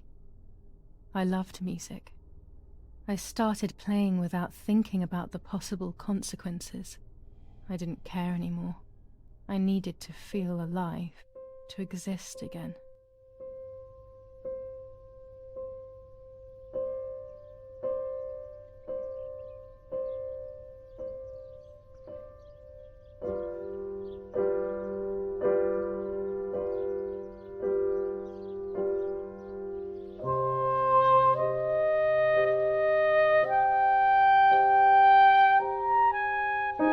What's going on here? Julia? Is that you? No, it's not possible. Martha's never played. She's deaf, yet no. This is madness. My God. So, Martha? I understand now. You can get all of the attention, right? You were jealous, weren't you? Because she was a wonderful girl and you're just a useless little slut.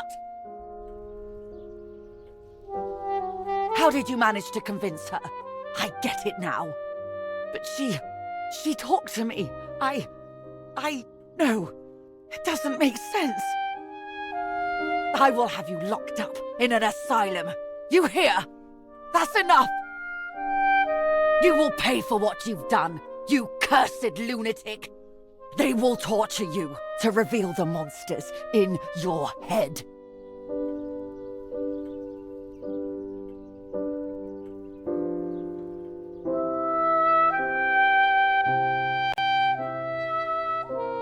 Her words were as sharp as blades. I tried to tell her that it wasn't me. I showed her the photos I developed that proved my innocence. but she grew all the more angry, calling me crazy, and then she began to hit me with everything she had at hand. I closed my eyes as more darkness began to take over in me. Memories came flooding back. Not memories of actual past events, but more so of feelings. Feelings I had when I was little. They were scary. They were the fears of a little girl. Despite what had happened, I went walking in the woods early the next morning to meet the lady. The evening before, my father had tried desperately to console me. Talk to me, Julia. You know I love you. I just want to understand what happened. I am happy you are alive. Even if we have lost Mother, your mother was just in shock. She didn't want to hurt you.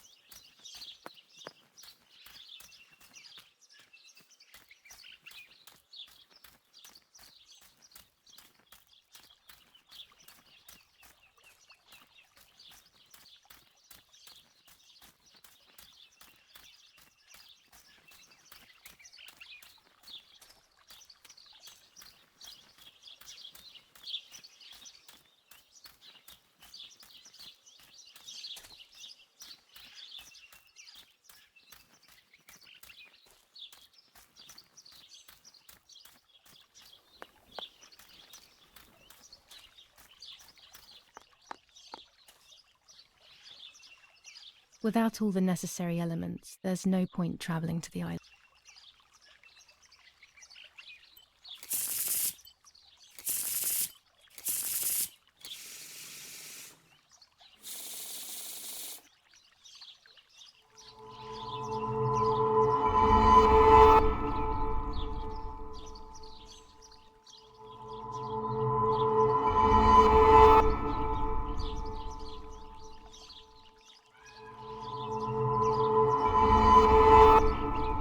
I'm going to make it. It will all change eventually. But luck will not be my ally, and everything will be very difficult.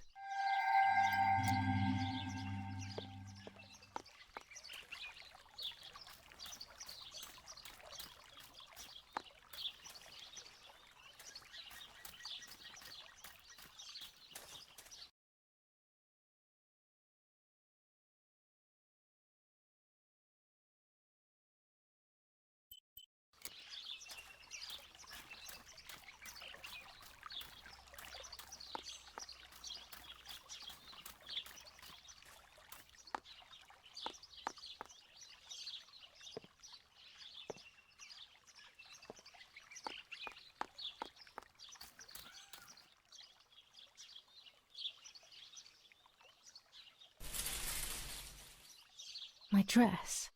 It could be the element that links my world with that of the lady. It has been here for a few days, in a place that is both mine and hers.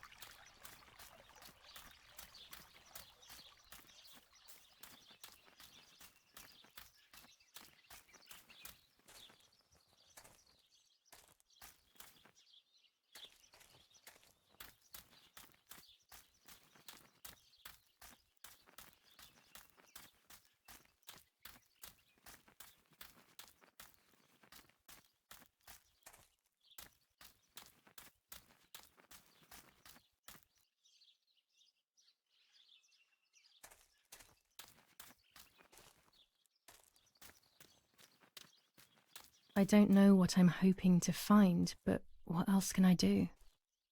I will hopefully see if one of these graves is hiding something. I hope that the infrared film will show me.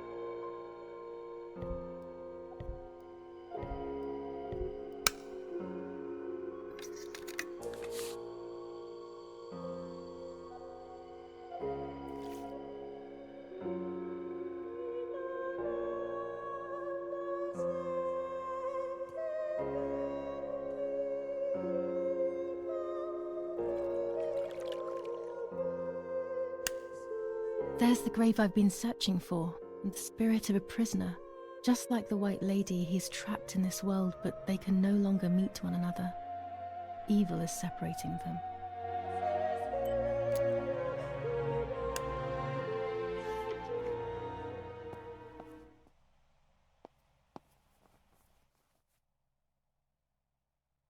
The yellow filter.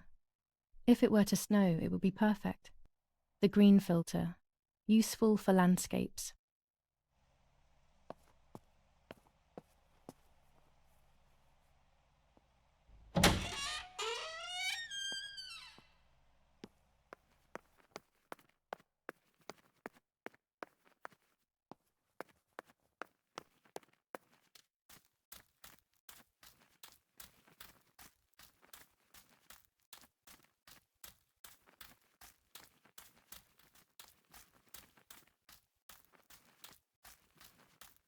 What is this place?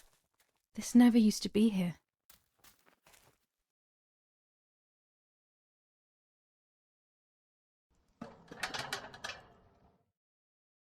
Another entrance, maybe?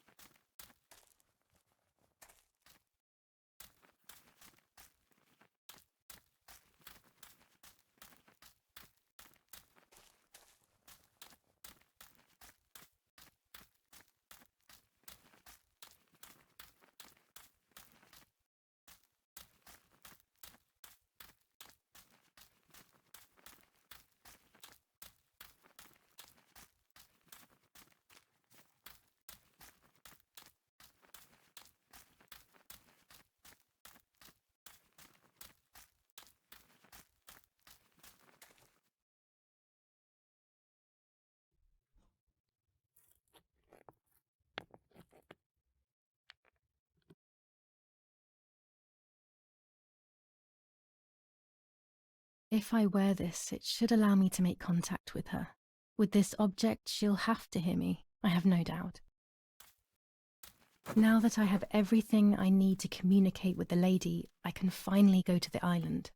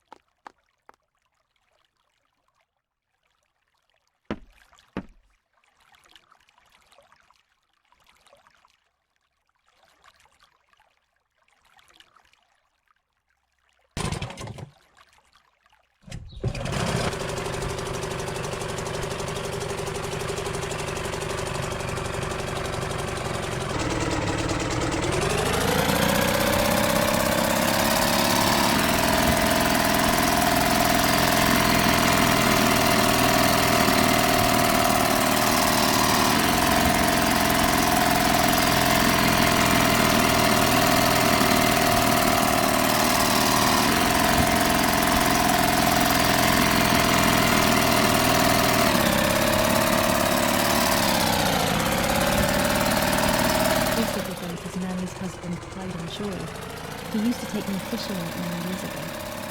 I don't understand why Mother never wanted me and Martha to lose it.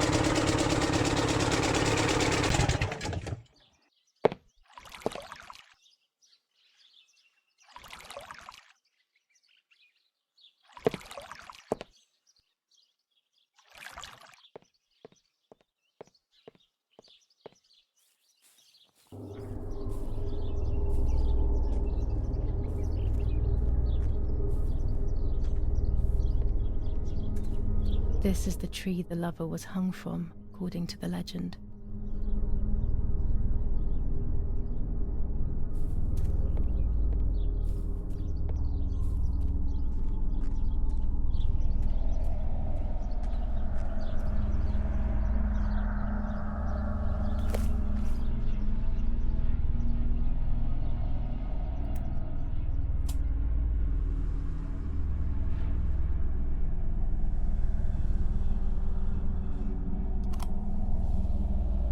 A roll of film. It's the one that I was taking out of the camera just before I discovered Martha's body. It should contain shots from before that moment. With a bit of luck, one of the shots has captured the moment of Martha's murder. I will then finally have an answer. Was it really Mummy? I will develop it as soon as I can, but now it's time to speak with the White Lady.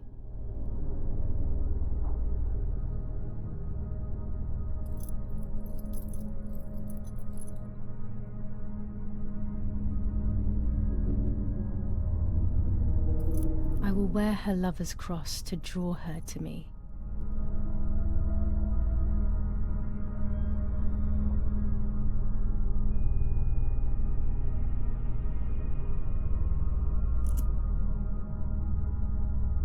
A lock of my hair to enter into her world. I will use the tarot cards to communicate with her. The first 10 will be used like I did with Nanny. Once 2 cards have been chosen, it should begin.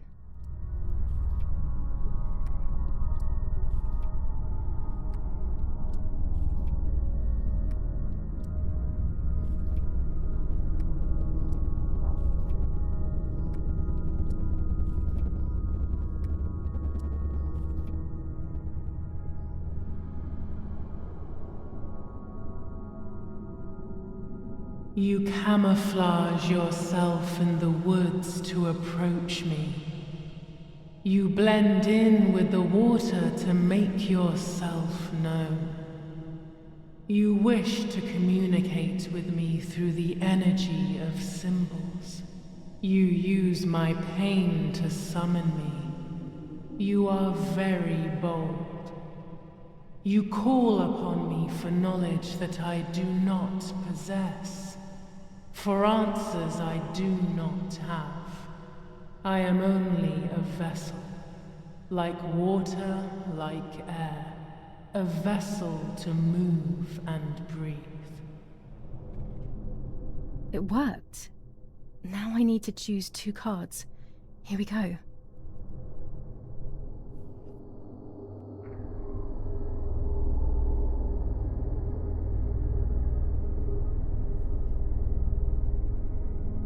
You do not have control of yourself. There is a dark figure inside you.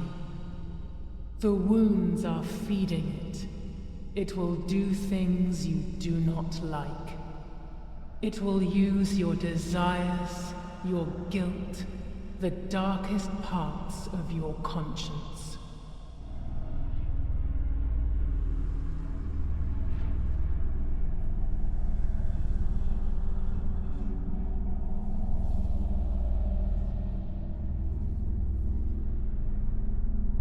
I can sense that you want to know who did it, but I do not have the answer. You must find it yourself. Do not ever try to enter through the front door if you wish to reach the heart.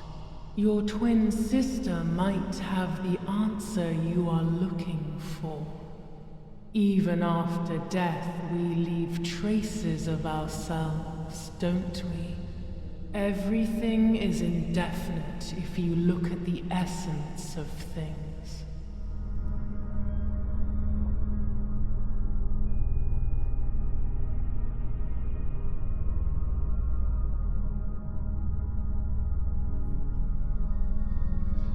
You will no longer be able to tell light from darkness. In sorrow, the difference is so subtle. You are alone, and you will remain alone. Memories are abandoning you. They are your only true companions. Now they take the place of your happy childhood. And they may return to keep you company.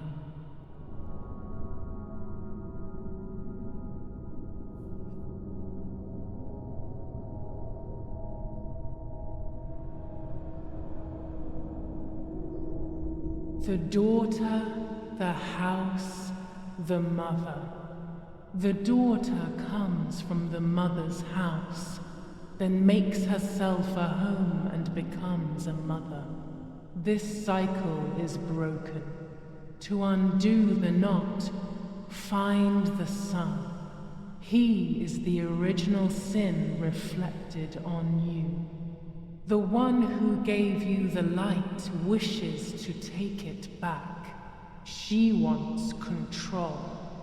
Bit by bit, she is crumbling your life. You have to stop her.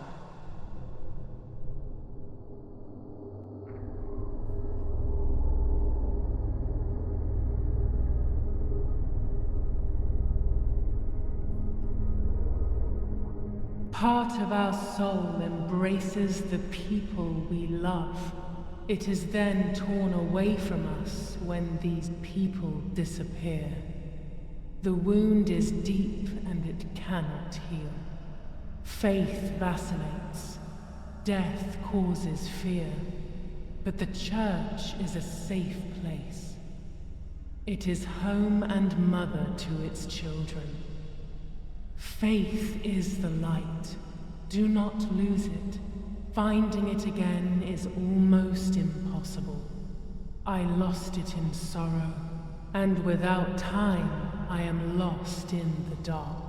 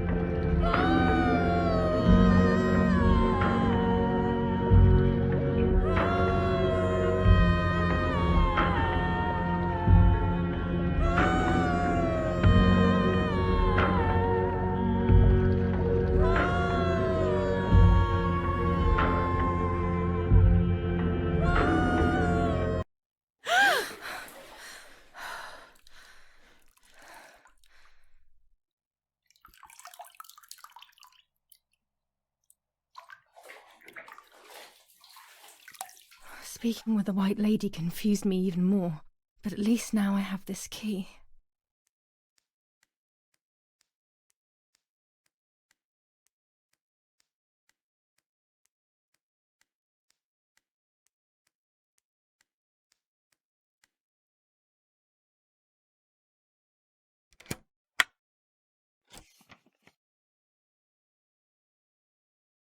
July 16th. Dear Sister, I entrust my secrets to this letter. If you are reading it, things have gone as I thought they might, and I am no longer there with you. First of all, I am not deaf, and I never was. Mother scared me when we were little, so I decided not to speak or listen anymore. It worked. In fact, Mother began to love me. They also found a scientific explanation for my deafness. Neurological damage caused by excessive pressure exerted by the twin during pregnancy progressively led to hearing loss. And like that, my decision was also transformed into a fault of yours. So I must put it right.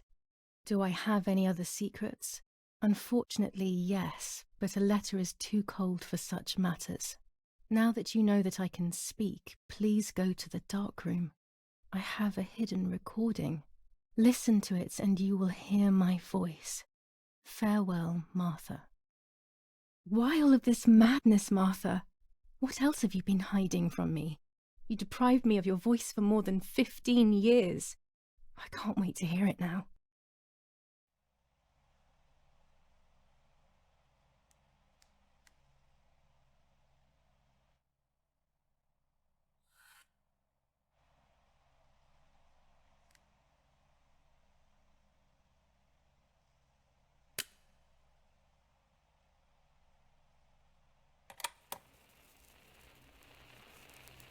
Hi, Julia. I know that this will seem absurd, but this is me and this is my voice. We are equals in this sense, too. Well, it's obvious, really. I've basically always spoken, and you were my voice. I'm going to meet my fate, so I don't want there to be any more secrets between us. I have to tell you that I'm pregnant, Julia. I'm pregnant with Lapo's baby. We had sex, and I never had the courage to tell you. I was so afraid of hurting you. I'm so ashamed. And now, how can I ever bring this child into the world? The baby is starting to show. Could you tell? That's why I'm no longer getting undressed in front of you. But for how much longer can I hide it? Yesterday, you asked me to go to the lake together early in the morning. You, the sleepyhead, early. I asked you to switch beds with me, like we used to when we were little girls. I got up at dawn and didn't wake you. I put on one of your dresses.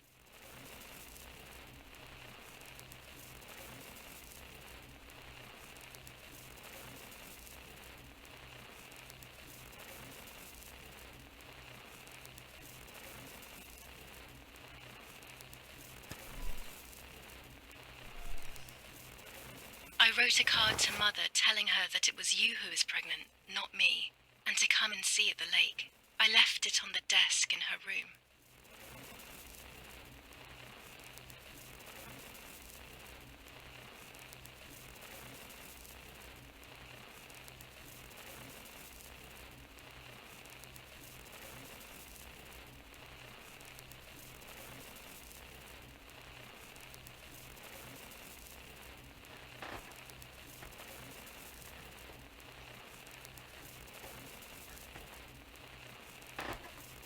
Then I felt the need to talk to you, and I remembered the recorder in the dark room.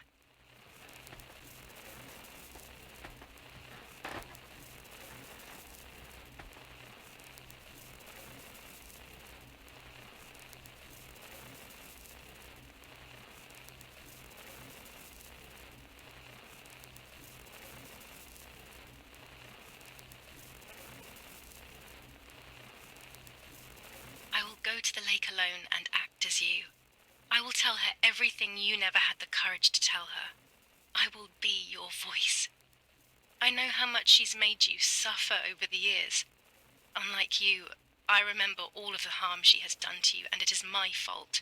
Take my place, sister. You will live a better life, and I will be able to rest in peace, knowing that I at least tried to put right what I have done wrong. I will go now. My last memory will be the image of you sleeping peacefully.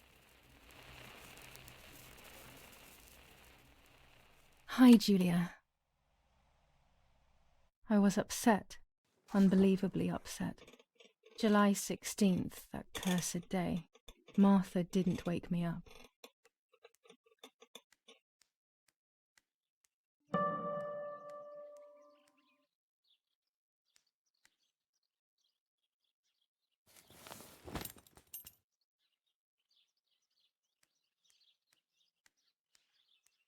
Martha wasn't there, and we were supposed to go to the lake together. She even made her bed, which was unusual. I thought Mother woke up early, despite her medication, and asked her to do something.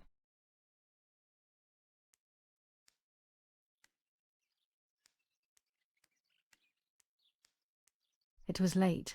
Martha hadn't woken me up as we had agreed, and I always overslept.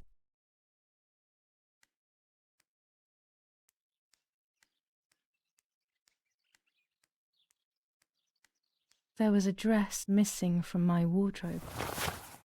I simply decided to go out and take the photographs by myself without Martha.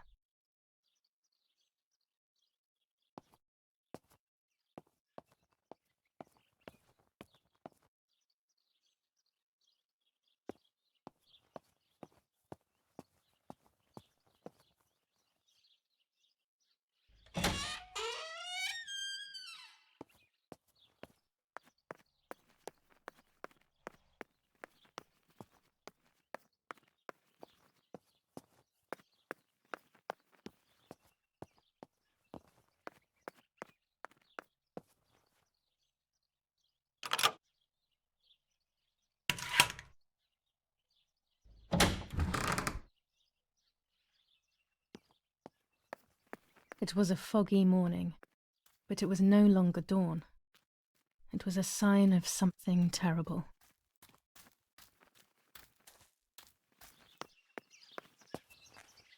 My mother had killed her beloved Martha with her own hands. I had then taken her place, usurping the throne of her affection. She would have never forgiven me. I had real reason to be afraid. I searched for one of Daddy's pistols to defend myself. What a stupid little girl I was. In spite of everything, that roll of film still needed developing, even if it didn't prove she was guilty. I also wanted to search for proof of Martha's pregnancy.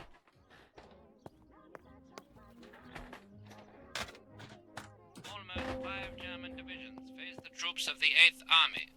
Units of an Indian division crossed the River Pesa on a vast front, and they advanced 2 kilometers south of Monte Lungo. Meanwhile, the New Zealand units have reinforced their positions that run from San Michel to La Romola. Near La Romola, the Michelangelesque villa of the E family, where General K was staying, was bombed by the artillery. Luckily, the general and his family were not in the house at the time of the attack, and once again La Romola has been the site of graphic barbarity. A farm was stormed and animals were stolen and killed. Nobody has claimed responsibility for yet another act of senseless vandalism. But at the scene, an anti-German propaganda flyer was found. This is the civilization that our comrades are proposing.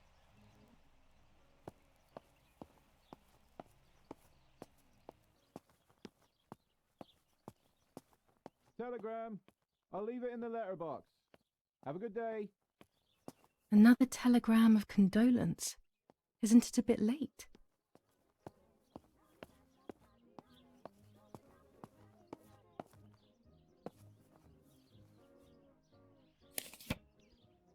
Dear Mrs. Irene K., following your call, we have received a telegram from Dr. D. Your request has been accepted. As soon as the police station issues authorization, we will send for the girl. While we wait, to avoid the girl taking any extreme actions, as per the fears you have expressed, we ask that you trust in the advice of her treating physician. I thank you for your generous and charitable donation to our institution. Director S. Volterra Psychiatric Hospital. Telephone 0782. Now that she has discovered everything, she wants to lock me up in an asylum. Or maybe even worse. She wants to kill me and have everyone believe it was suicide. She is preparing all the finer details.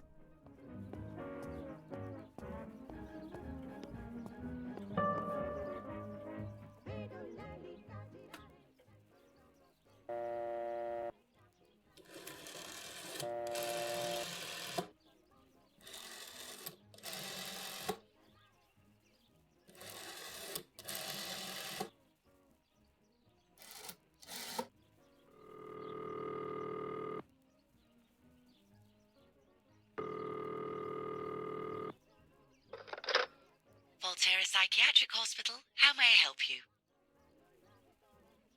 Hello, we recently requested the admission of Julia K to the hospital. I just wanted to know whether it would be possible to cancel the request. I'm sorry, but the request was issued by the municipality where you reside, madam. Any revocation of the request should be passed by them. Only they can decide whether to approve of the cancellation or not. Have you already received the telegram confirming that we have taken charge of the request? Yes, I just received the telegram. Okay, so the admission will continue at this time. You can get back in touch with our institution later for more information. Please bear in mind that everything will depend on the designated doctor's assessment. Please come here in person around 1 month after the admission. Thank you. Goodbye, madam.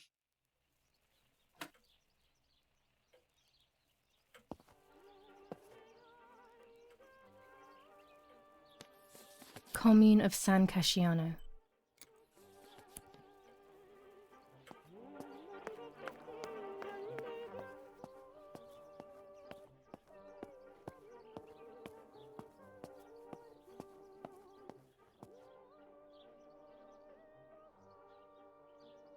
Go to the dark room now. Not when she's around. I must stay as far away from her as possible. I could go to the cemetery instead to find out whether Martha really was pregnant or not. My bike. The wheel is deflated as usual. A bicycle pump will solve this.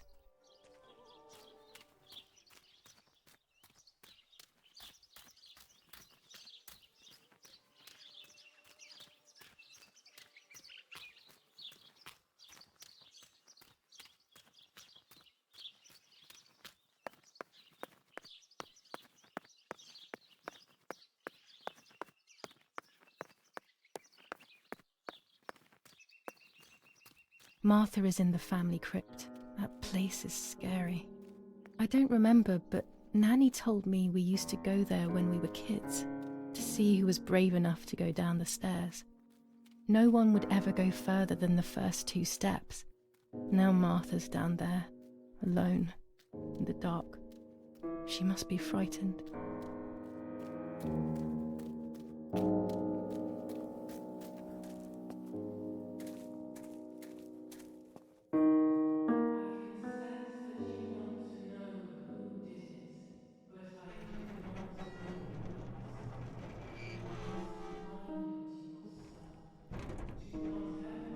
The crypt is here. Not now. Let's hope the caretaker isn't around. That man gives me the creeps. Even after death, we leave traces of ourselves, don't we? Everything is indefinite if you I should water the plants. No one will do it. The caretaker clearly doesn't care.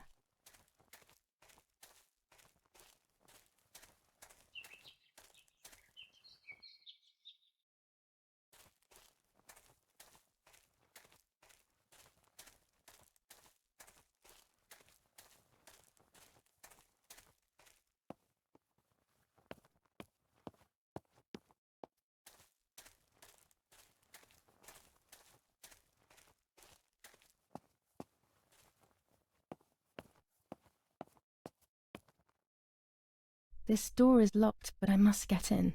Maybe I can find something around here to break the lock.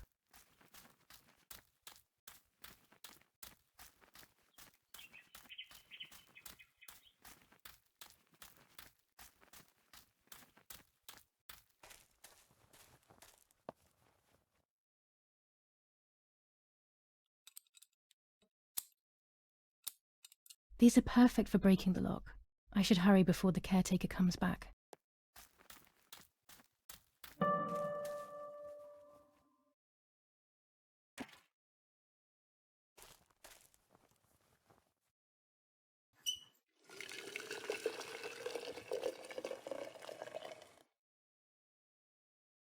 Now that I have filled the watering can, I can water the plants.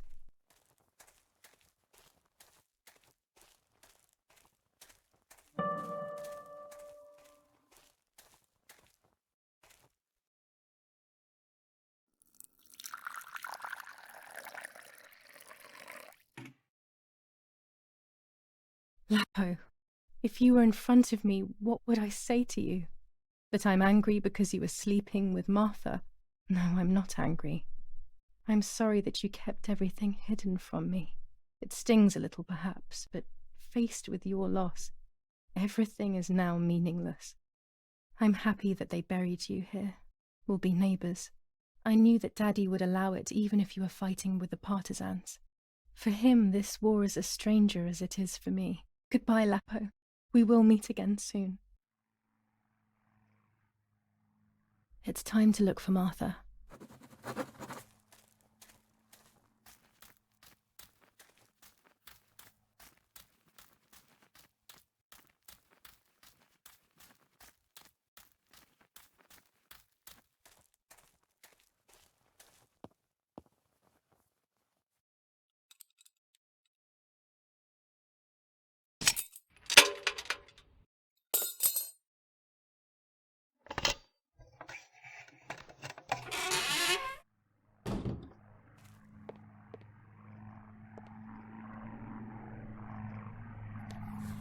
Enough. I can't go on like this any longer. I can't go on pretending nothing happened. My family was slaughtered by these dirty Nazis. My daughter wasn't even buried, and I had to bury that half-blood instead. An Italian family that got cozy with the dirty Germans. Bastards, that's what they are. What am I supposed to do with my life now? I want to end it, but not without taking a few Germans down with me. You won't see me anymore, but you will hear about me. Long live the resistance. Viva Italia. Everyone takes a side. I find myself siding with my family, but I'm not sure whether it is right. Instructions for the automatic telephone machine. For example, if you wish to call the number 0573, pick up the telephone from the hook and bring the receiver to your ear. You will hear a continuous tone. Firstly, place your index finger in the hole displaying the number 0. Turn the disc clockwise until it stops. Let the disc return freely to its resting position. Repeat the same steps for the numbers 573.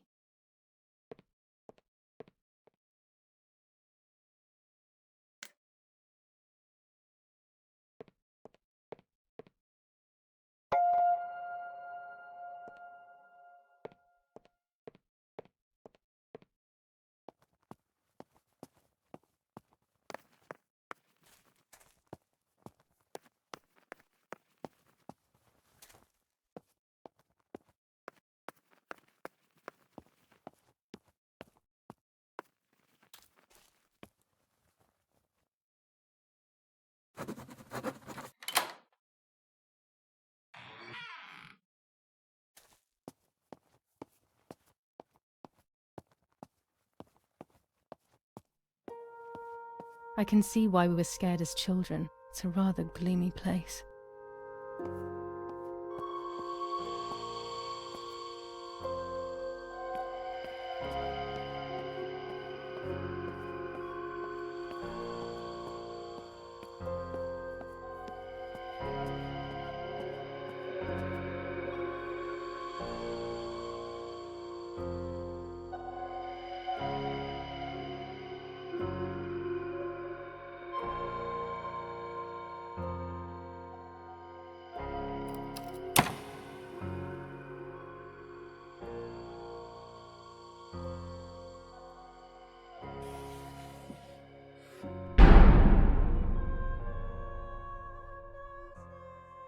May God forgive me for what I'm about to do. I also pray that you, Martha, will forgive me.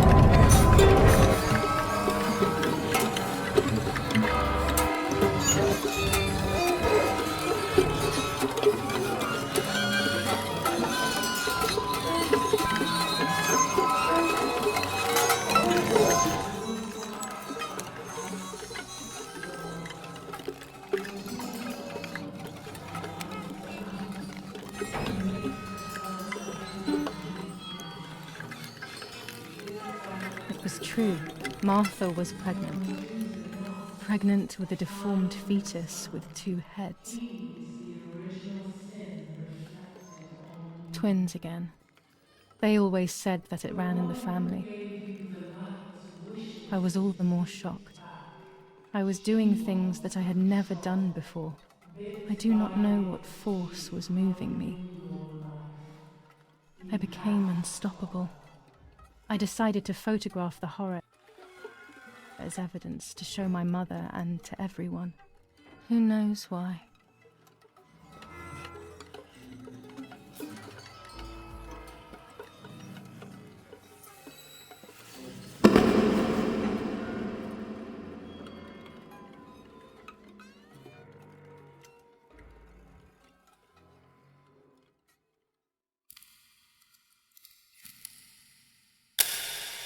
Enough now.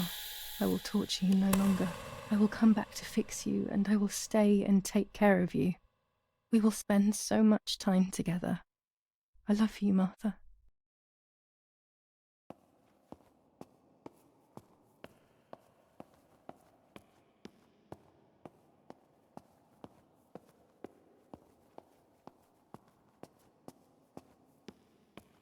Doctor, I must thank you for your help. I wouldn't know what to do without you. Even our own dear Donatello seems to not understand the situation. Irene, please. Consider the idea of leaving Italy as your husband suggested. It would be better for everyone, especially for the girl. I fear that nothing will make her better. Her father doesn't want to accept it. I believe that hope is long gone. I agree, but in Germany there are better treatments in specialized clinics. The asylum is a temporary solution, just to ensure that she doesn't do anything foolish. But it's a nightmarish place. You know that all too well. You cannot possibly want this for your daughter. Of course I don't. But what can I do? She is a danger to herself, to us, to everyone. One of Eric's guns has also disappeared. She must have taken it. Who else could it have been? I am so scared, Doctor. I cannot wait any longer. Also, you know what they think of Italians in Germany, don't you? But you would be with Eric, an esteemed general. Everyone will respect you. That cursed girl. Where could she be? Let's hope she doesn't play any more foolish stunts. I'll wait for her here, in the cellar. Sooner or later, she'll go to the dark room. That's for sure. I would gladly stay and keep an eye on her. But I must rush to town to organize the last few things for her hospitalization. Thank you, Doctor. Don't worry. We'll see you later.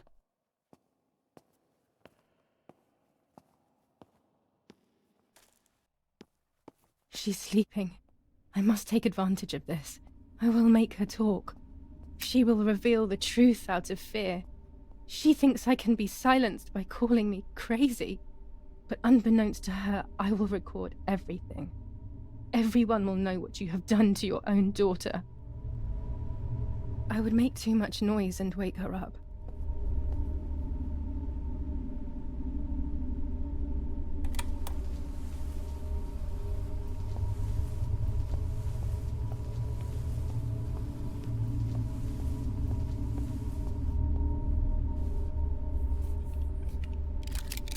Now I will wake her up and she will confess. You can bet on it.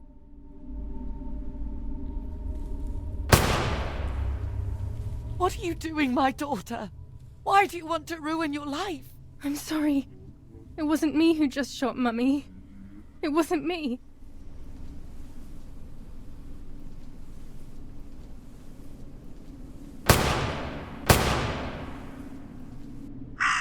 Dear God, what have I done? She forced me. She killed Martha. But who in the world will believe me now? They will take me to the mental asylum. Those rolls of film are my only hope.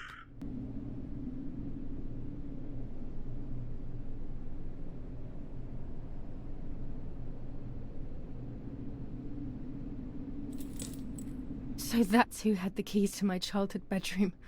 I could have guessed.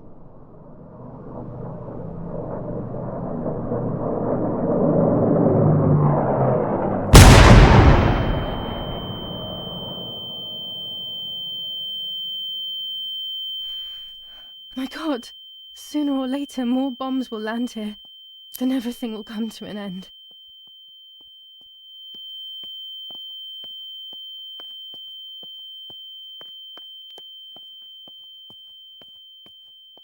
At least now I finally have the keys to my old room.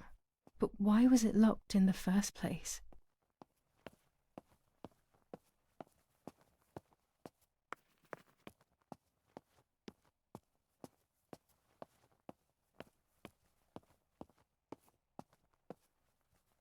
Finally, I can enter my room.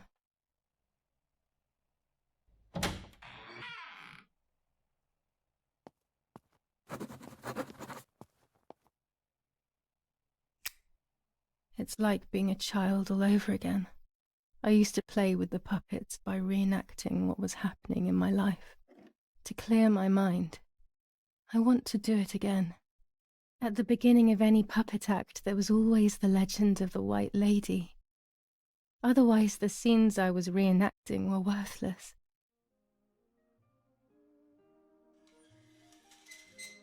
According to an ancient legend, the lakes of the area are haunted by the spirit of a young woman who was killed by the man she loved. A lover's nightly tryst by the lake. So much hope and desire, but death, not love, was awaiting her.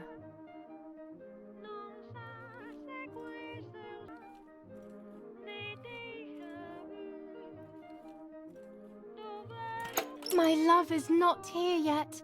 I'll wait. Ah, what a beautiful moon tonight.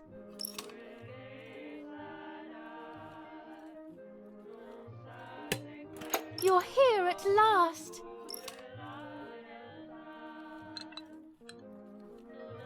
What's going on? Why are you acting weird?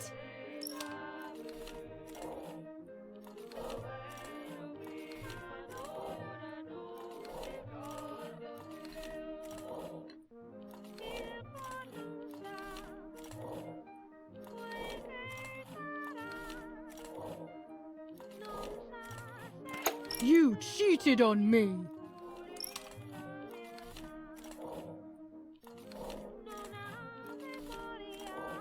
I would never do that. I love you. I love you too much. The thought of you with another drives me insane. That's why you have to die.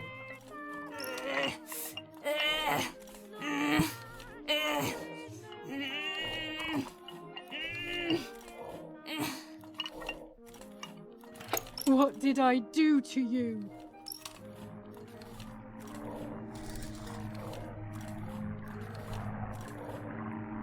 In despair, the man confessed he had killed her out of jealousy.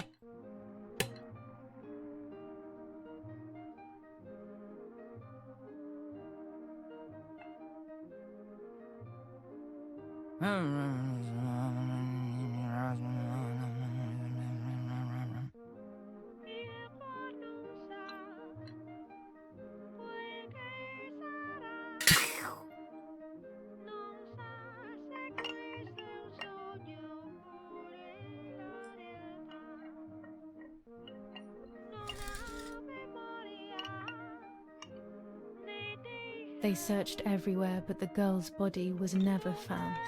Since then, her spirit, known as the White Lady, takes the life of a young woman whenever events take her back to that sad day.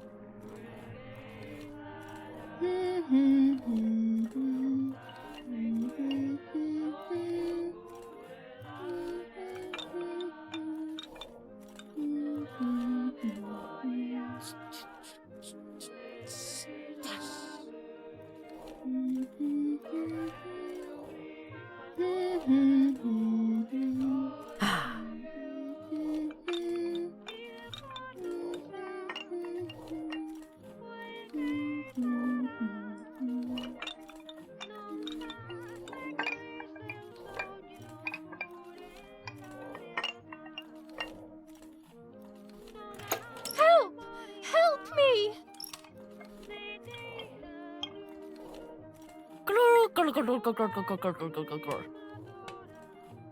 Now I can begin. First of all, let's clarify what happened the night before the cursed 16th of July.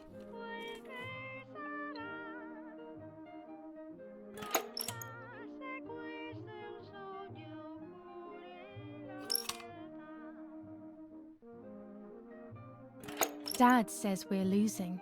What will happen if we do?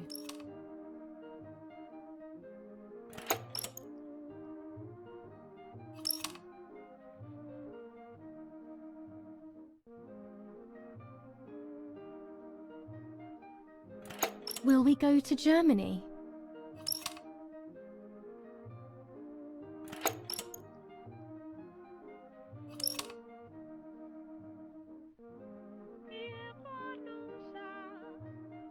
Do you want to come with me to the lake tomorrow?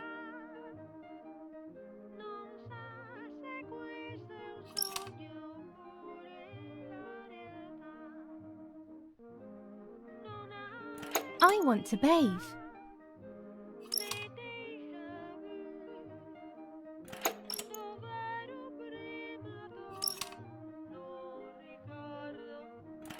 I want to take some photos.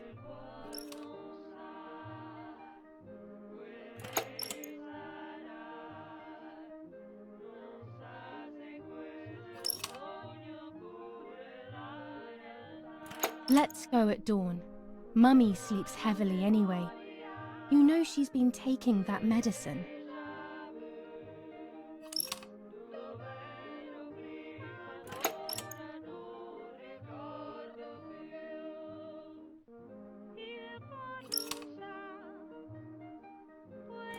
Wake me up!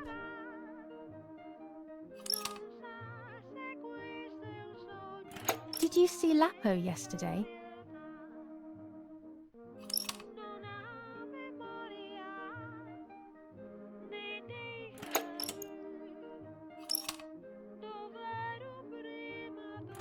I saw him leave the barn. Weren't you there?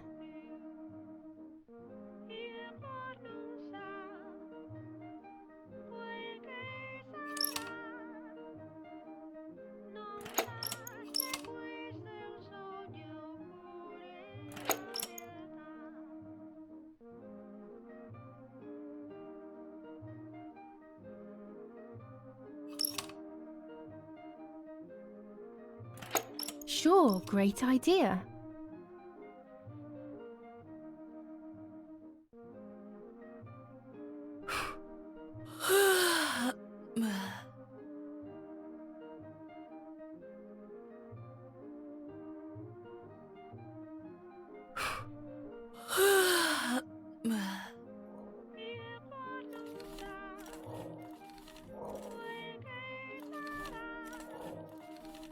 Yes, it happened like this.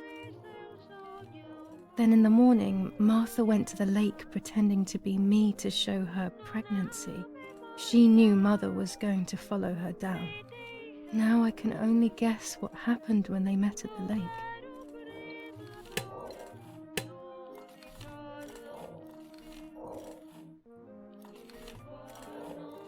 Hello, Mummy.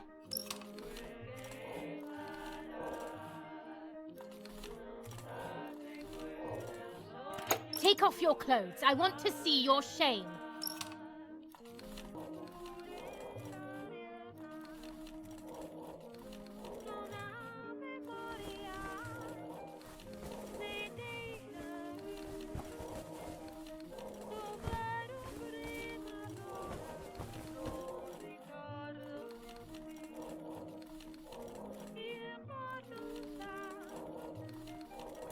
So you are pregnant. Your sister was right.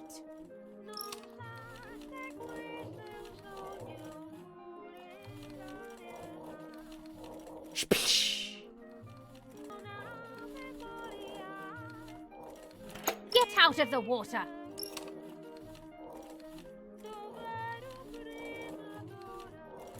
You won't do anything. I will do what I want.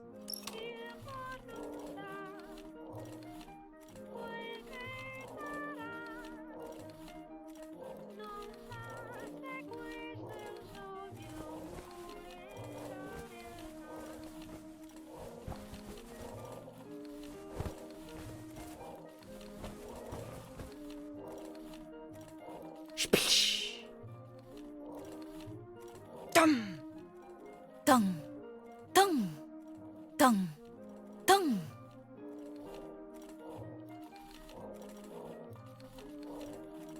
This might be exactly what happened.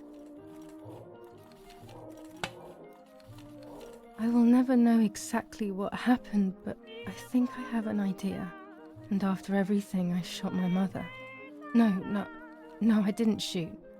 What actually happened? It is all in my mind, but I can remember. I know I can.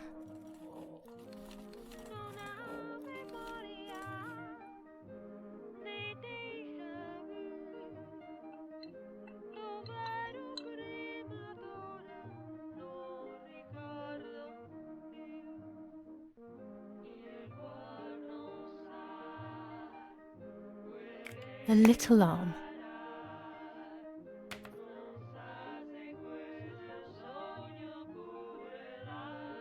A small leg.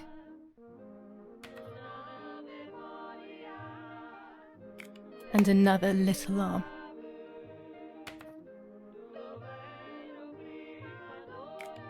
Another small leg.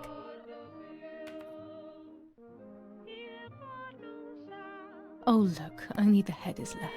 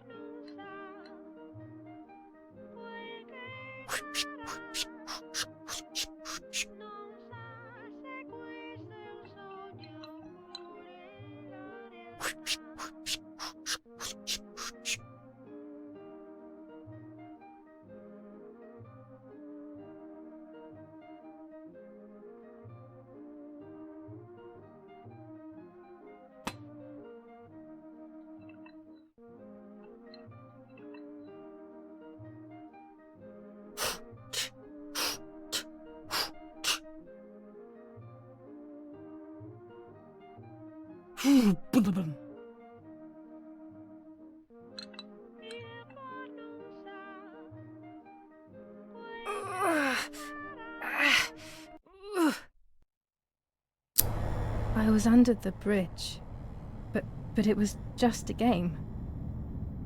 This, however, is not a game. I was just playing. It's just a bad joke. Under the bridge, the church, town, speak, the white lady.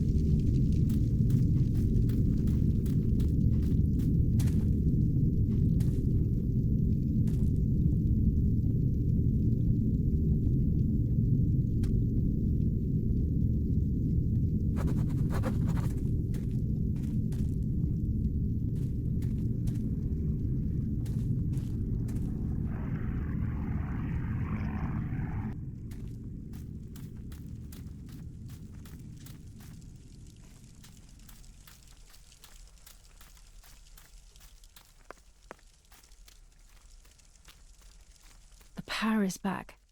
Now I can develop the role and hopefully have my questions answered.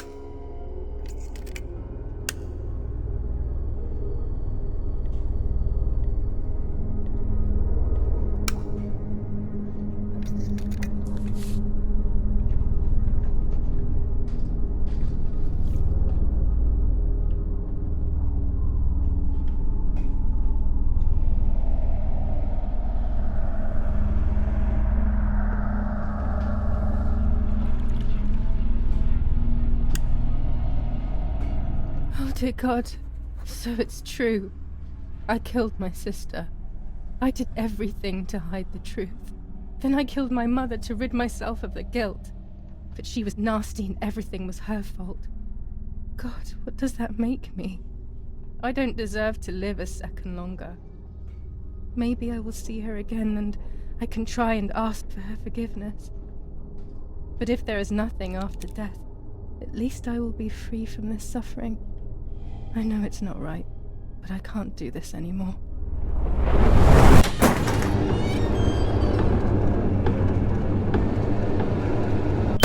I fired instinctively at that soldier, hitting him right in the head, but it was not a good idea. He obviously didn't come alone. When the others came in, I closed my eyes. I heard a lot of commotion and then felt a sharp pain in the stomach. They were kicking me while another tried in vain to convince himself that the soldier on the ground was still alive. They hit me in the ribs, the back, and the stomach. I couldn't breathe, and at the same time I felt the need to vomit. They were ordered to put me on a seat. They bound me up so tightly that I couldn't feel my hands or feet. On the seat next to me was my father. He was breathing, but he appeared to be unconscious. The guy in charge started asking me questions. He kept hitting me in the face and head with some kind of short cane. It was so violent I thought my skull would crack open. All I could taste in my mouth was blood and broken teeth. I ran my tongue across my teeth, thinking to myself that I'd never be able to smile again. A frivolous thought, perhaps, but a painful one nonetheless. Part of my top lip was cut open and was hanging down. I foolishly tried to put it back in place using my tongue and lower lip. I threw up. They forced me to confess that my father had been carrying out all kinds of activity within the German army. Of course, I didn't know anything about it, so I tried to explain. But those punches... I would have done whatever it took to stop them. Whatever it took. Just after I told them what they wanted to hear, the general said, "All it took were 2 slaps and you sold out your father, you German whore." Then he ordered my father to be executed. It took less than a moment. He didn't even move. He pointed to one of the soldiers and then he pointed to me. My time had come. They all left except for the soldier who had the unpleasant task of finishing me off. I wanted to die, but not like that. Terror engulfed me. I could almost hear the sound of my body evacuating. I had the gun pointed to my forehead. I couldn't look at his face. I stank. I felt indecent. Then he moved the gun on purpose and shot without hitting me. He had taken pity on me. It must have been my fate not to die. He quickly cut the ropes and pushed me to the ground, saying out loud, "It's done. The German whore has been dealt with." I was left motionless on the ground. He left, and I fainted again.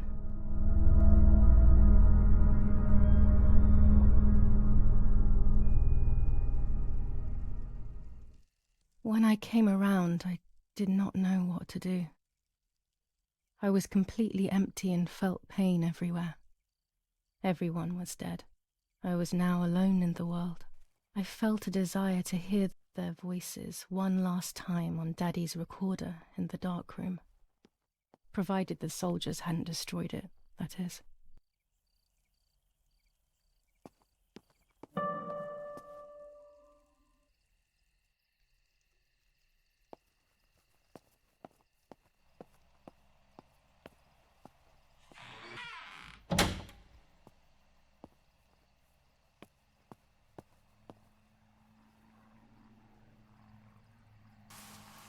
Now I will wake her up and she will confess.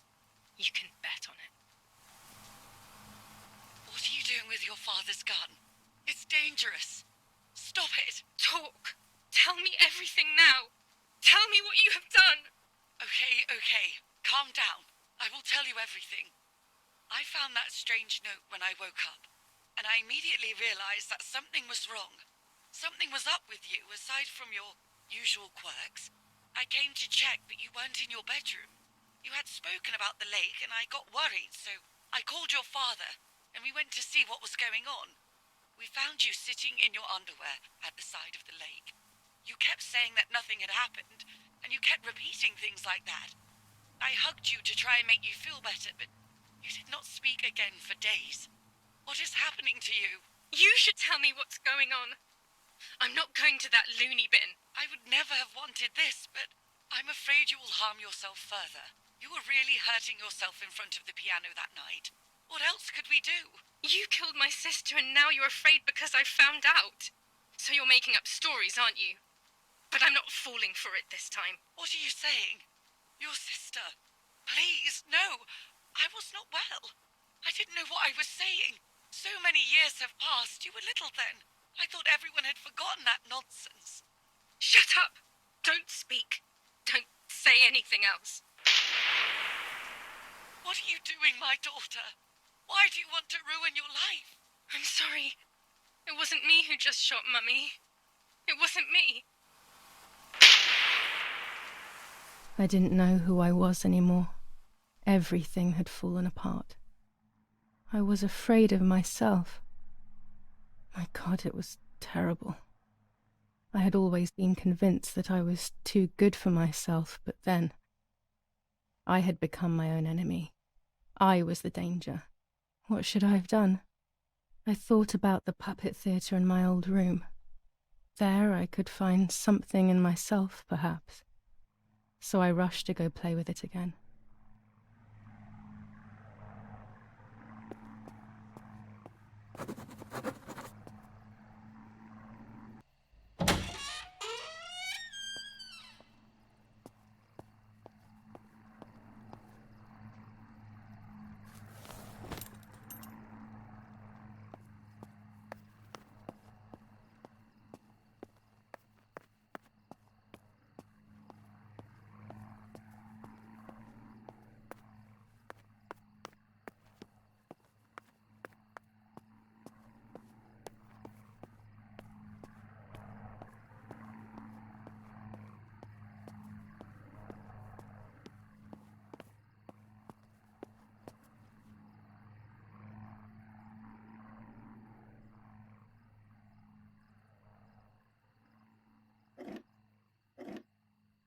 Mummy nearly died giving birth to me. This is what remains in my memory of my mother's, Nanny's, and father's stories. I remember little to nothing of my childhood at home. I have to try, though. Maybe the important events I should know are right there.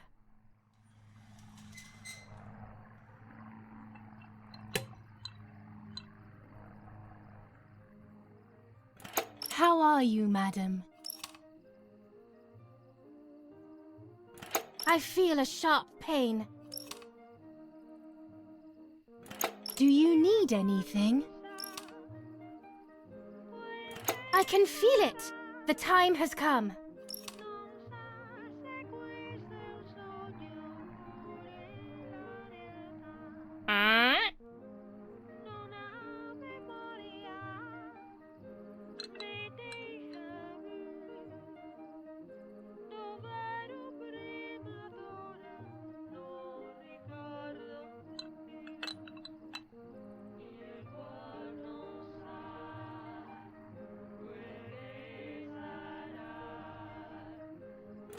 Everything is ready.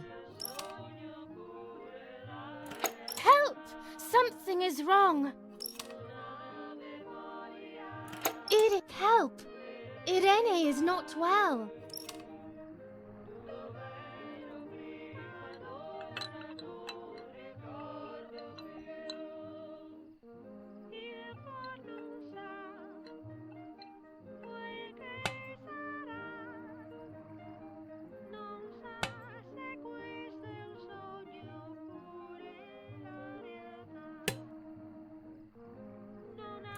How are you, honey?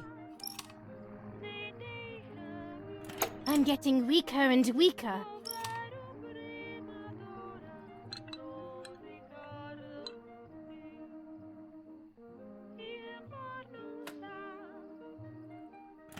Doctor, hurry! Arena is sick!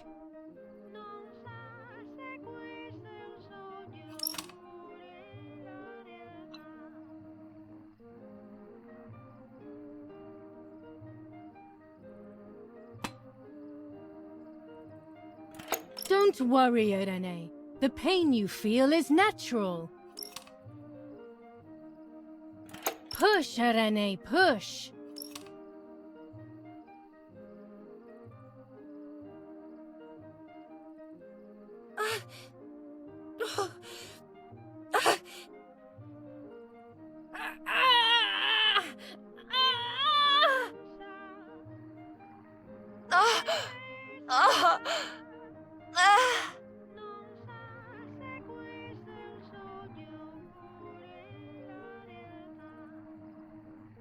The baby is born! I feel sick. I feel myself wasting away. It's going to be okay.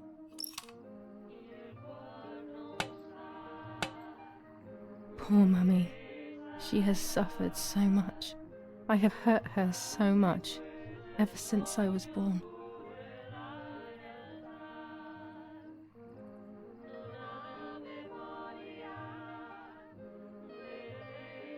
Mummy, I'm hungry.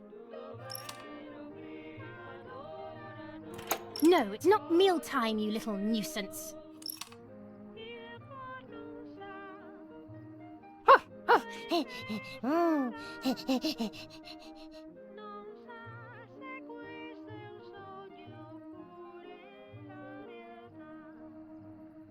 Mummy, I'm thirsty.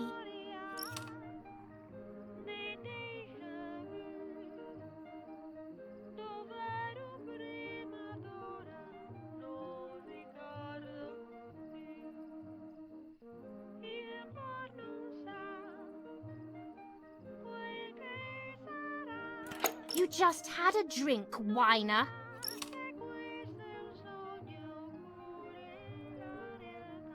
Mummy, I have to pee.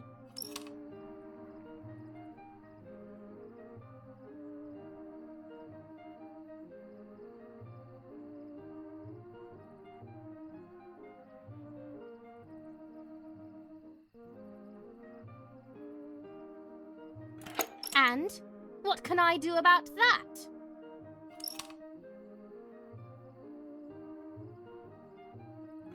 Mummy, I'm sleepy. That's enough! Go to your room!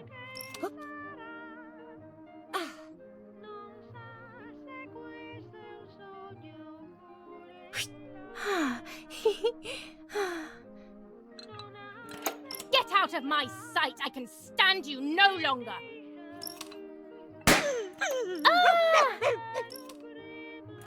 How dare you! I will make you pay for that! My hands are not enough! You need to learn properly this time! Sorry, it was an accident, Mummy. Please don't hit me.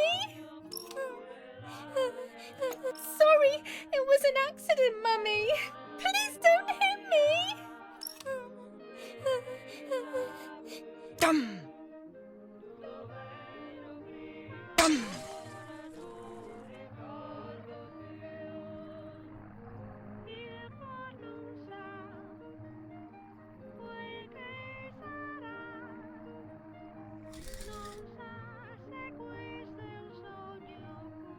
This is just a game. Is it only a game? I believe the White Lady said that my lost memories would return in the place of my happy childhood. This is the only place I have ever been truly happy. Are these my memories then? Is this actually my life?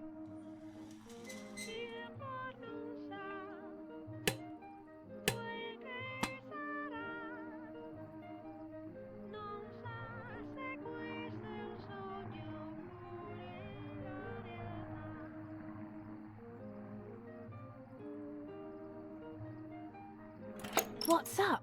Did Julia make you cry?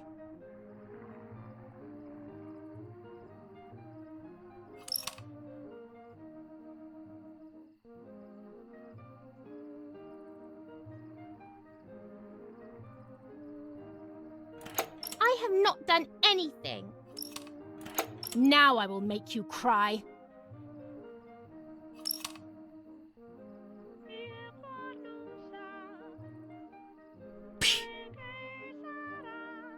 You rude girl.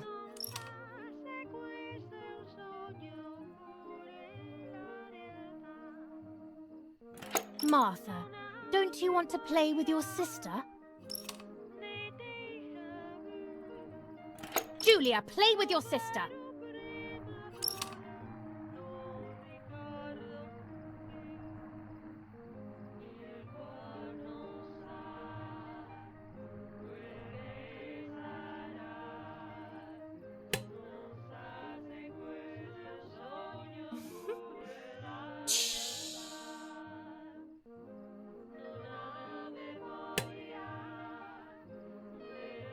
What are you doing? Are you crazy?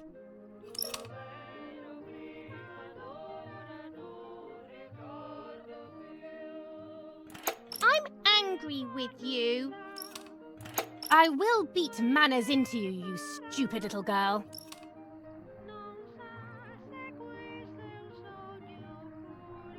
Come with me now.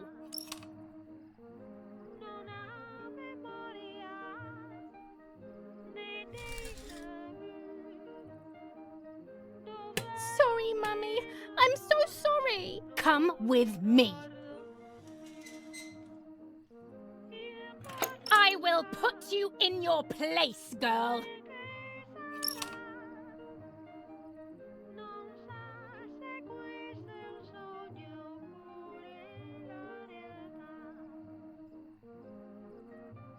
Sorry, Mummy.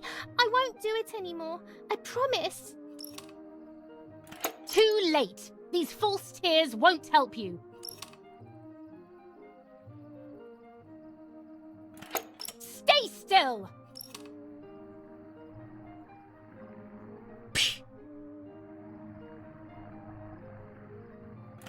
Help!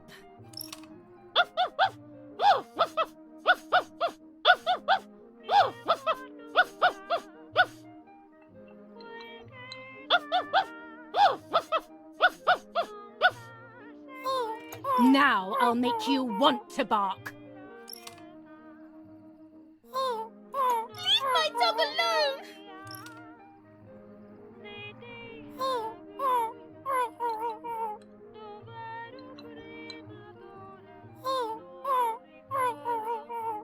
There's no point screaming, stupid girl. No, Mummy, please.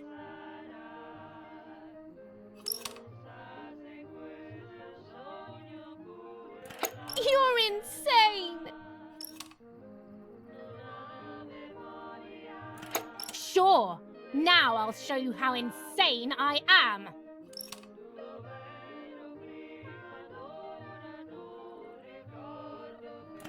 Help, Daddy, help! Screaming won't work. Your father is not here like usual.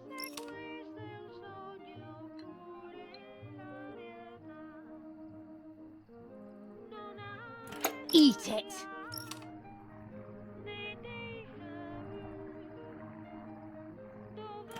No!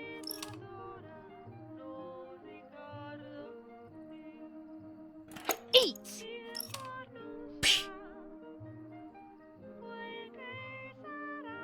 I won't eat him!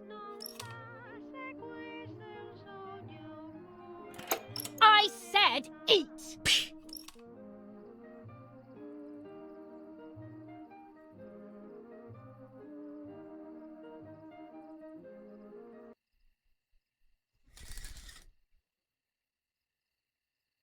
I was beginning to remember, but I was so scared to remember too much, especially all at once. I didn't have time to guess exactly what happened. It was making me too upset. Pulling out those memories was like trying to pull out a tooth on your own. Almost impossible, and far too painful. The White Lady told me that the church is a safe place and home to its children. Don Attilio, my priest, I have to talk to him. I have to call him on the telephone.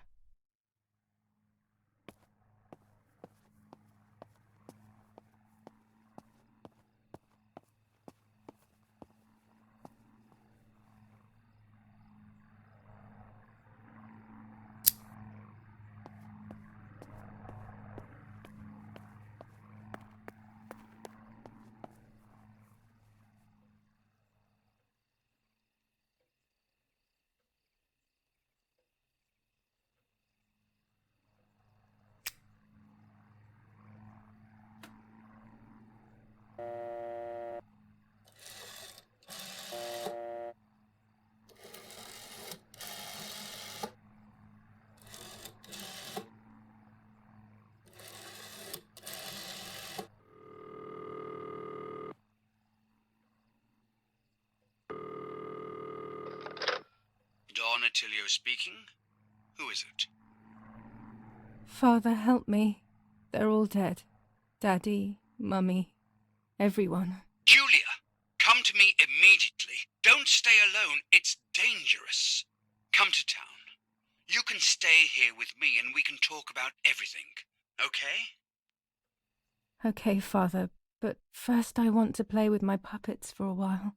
Julia, don't be silly. Come to church right away.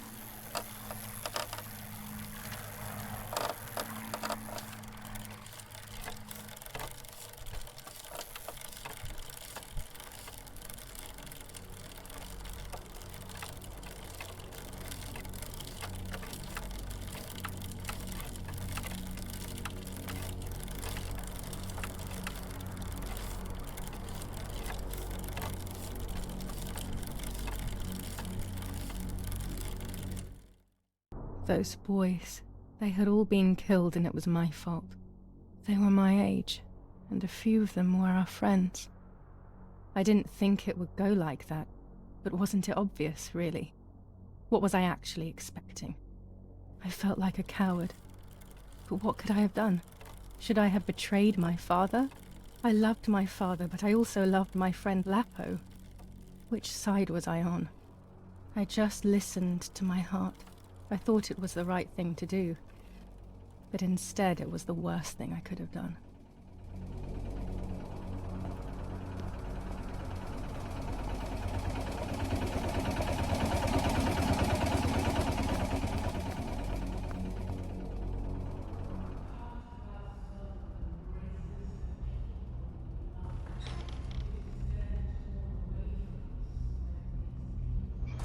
Once I crossed that threshold, I completely lost touch with reality.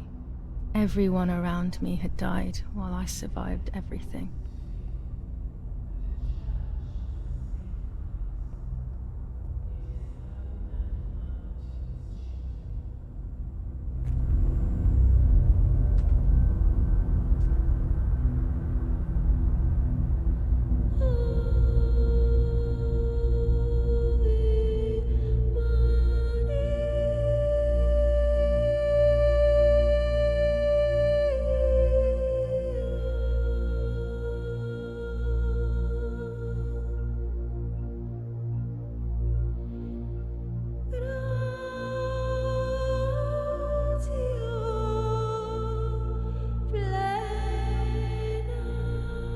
I don't remember how things went.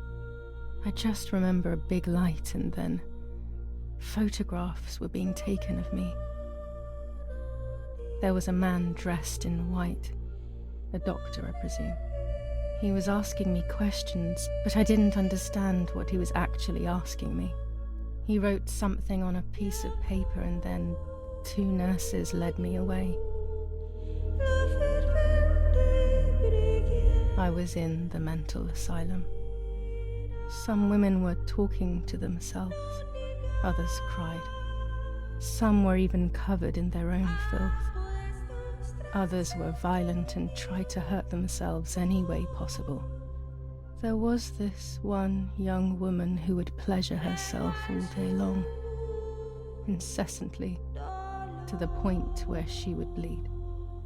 So they would tie her down to the bed screaming, cursing and talking gibberish for days on end. Once her wounds had healed and she was untied, she would just start again. That woman was me. They started to give me injections. What they gave me made my whole body shake. I broke my vertebrae and an ankle. I think it was called cardiazole or something like that.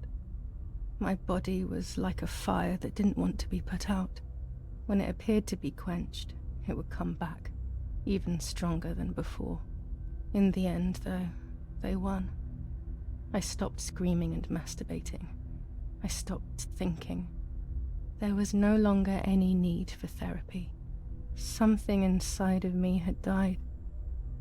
But nevertheless, I insisted on carrying along this painful journey. I was stronger than I could ever have imagined.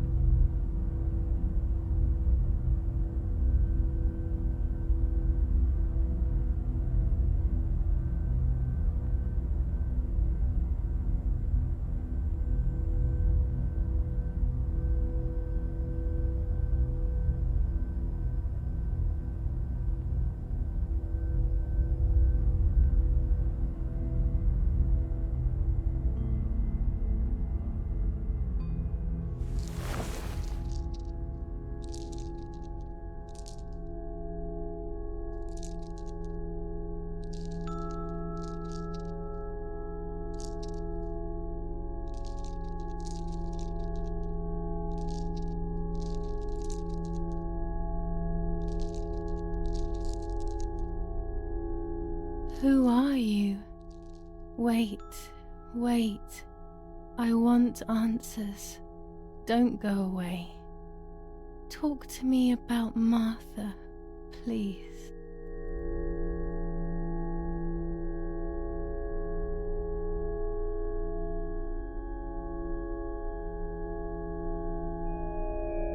Martha is dead.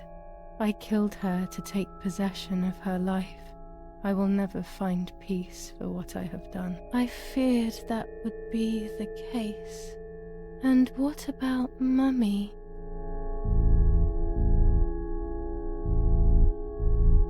Mummy is dead. Nobody knows that better than I do, unfortunately. It's useless to try and deceive ourselves. Did I do what I think I've done?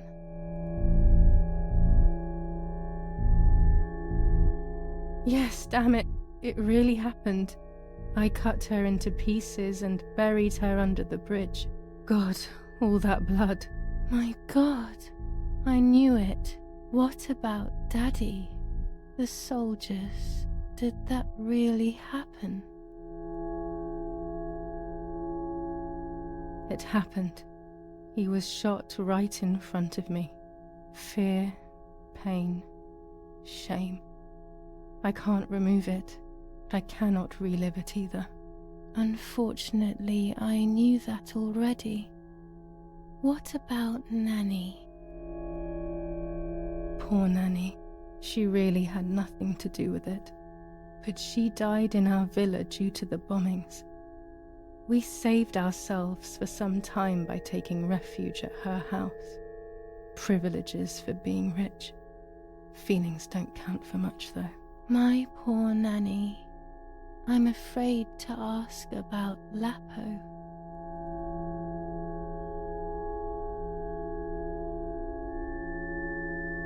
Lapo is dead. He was blown up by a landmine. He got into trouble and paid with his life. My dear friend. Poor boy. Just as I remembered, unfortunately. One last question. The pregnancy? Martha was pregnant. Her deformed baby died with her. Maybe she was in pain. That's enough now. All of these questions are pointless, aren't they? It's all inside of us. We just need to turn the mirror. Is it not all just the reflection of an unknowable existence? Nothing more than a puppet show.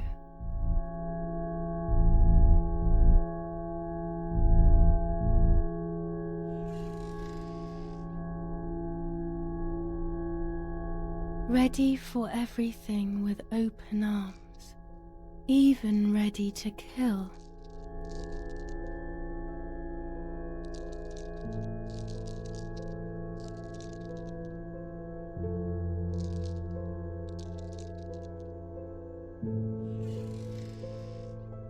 Legs always ready to run.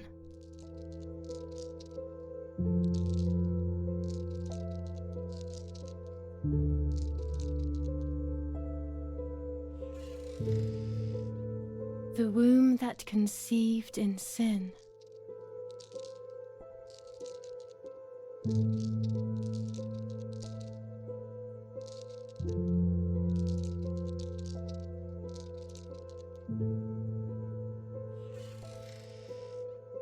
Lastly, the mind.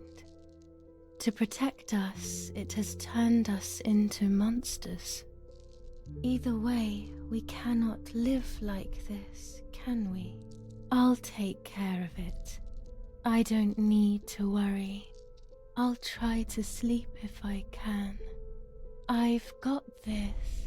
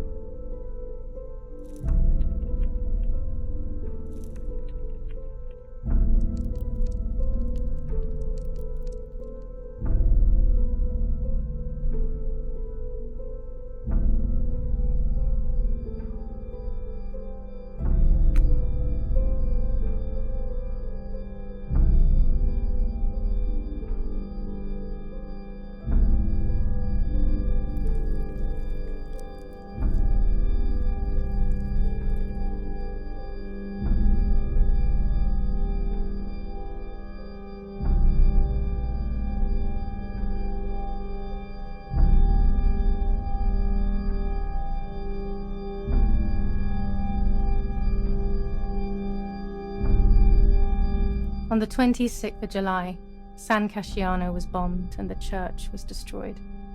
But I was not there then. I was already in the asylum. Once again, stubbornly, I was not dead. The bombs hadn't killed me, and I had also survived myself. The most absurd test and the hardest one. The war ended some time ago now, both out there and inside of me. I was on the wrong side of the gate, but now I can turn the page. Life is opening its doors again, isn't it?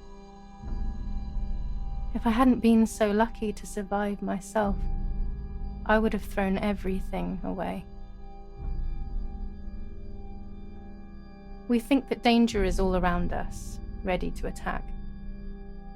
But the most devious and misleading dangers are the ones that are inside of us. They grow without us realizing. They make us suffer, remain confused, and remove our self-respect. I would have wanted to ask for help, but I was alone. This is my story. Thank you for being here, for listening to me. Now I'm ready to leave. How long will it take to get home?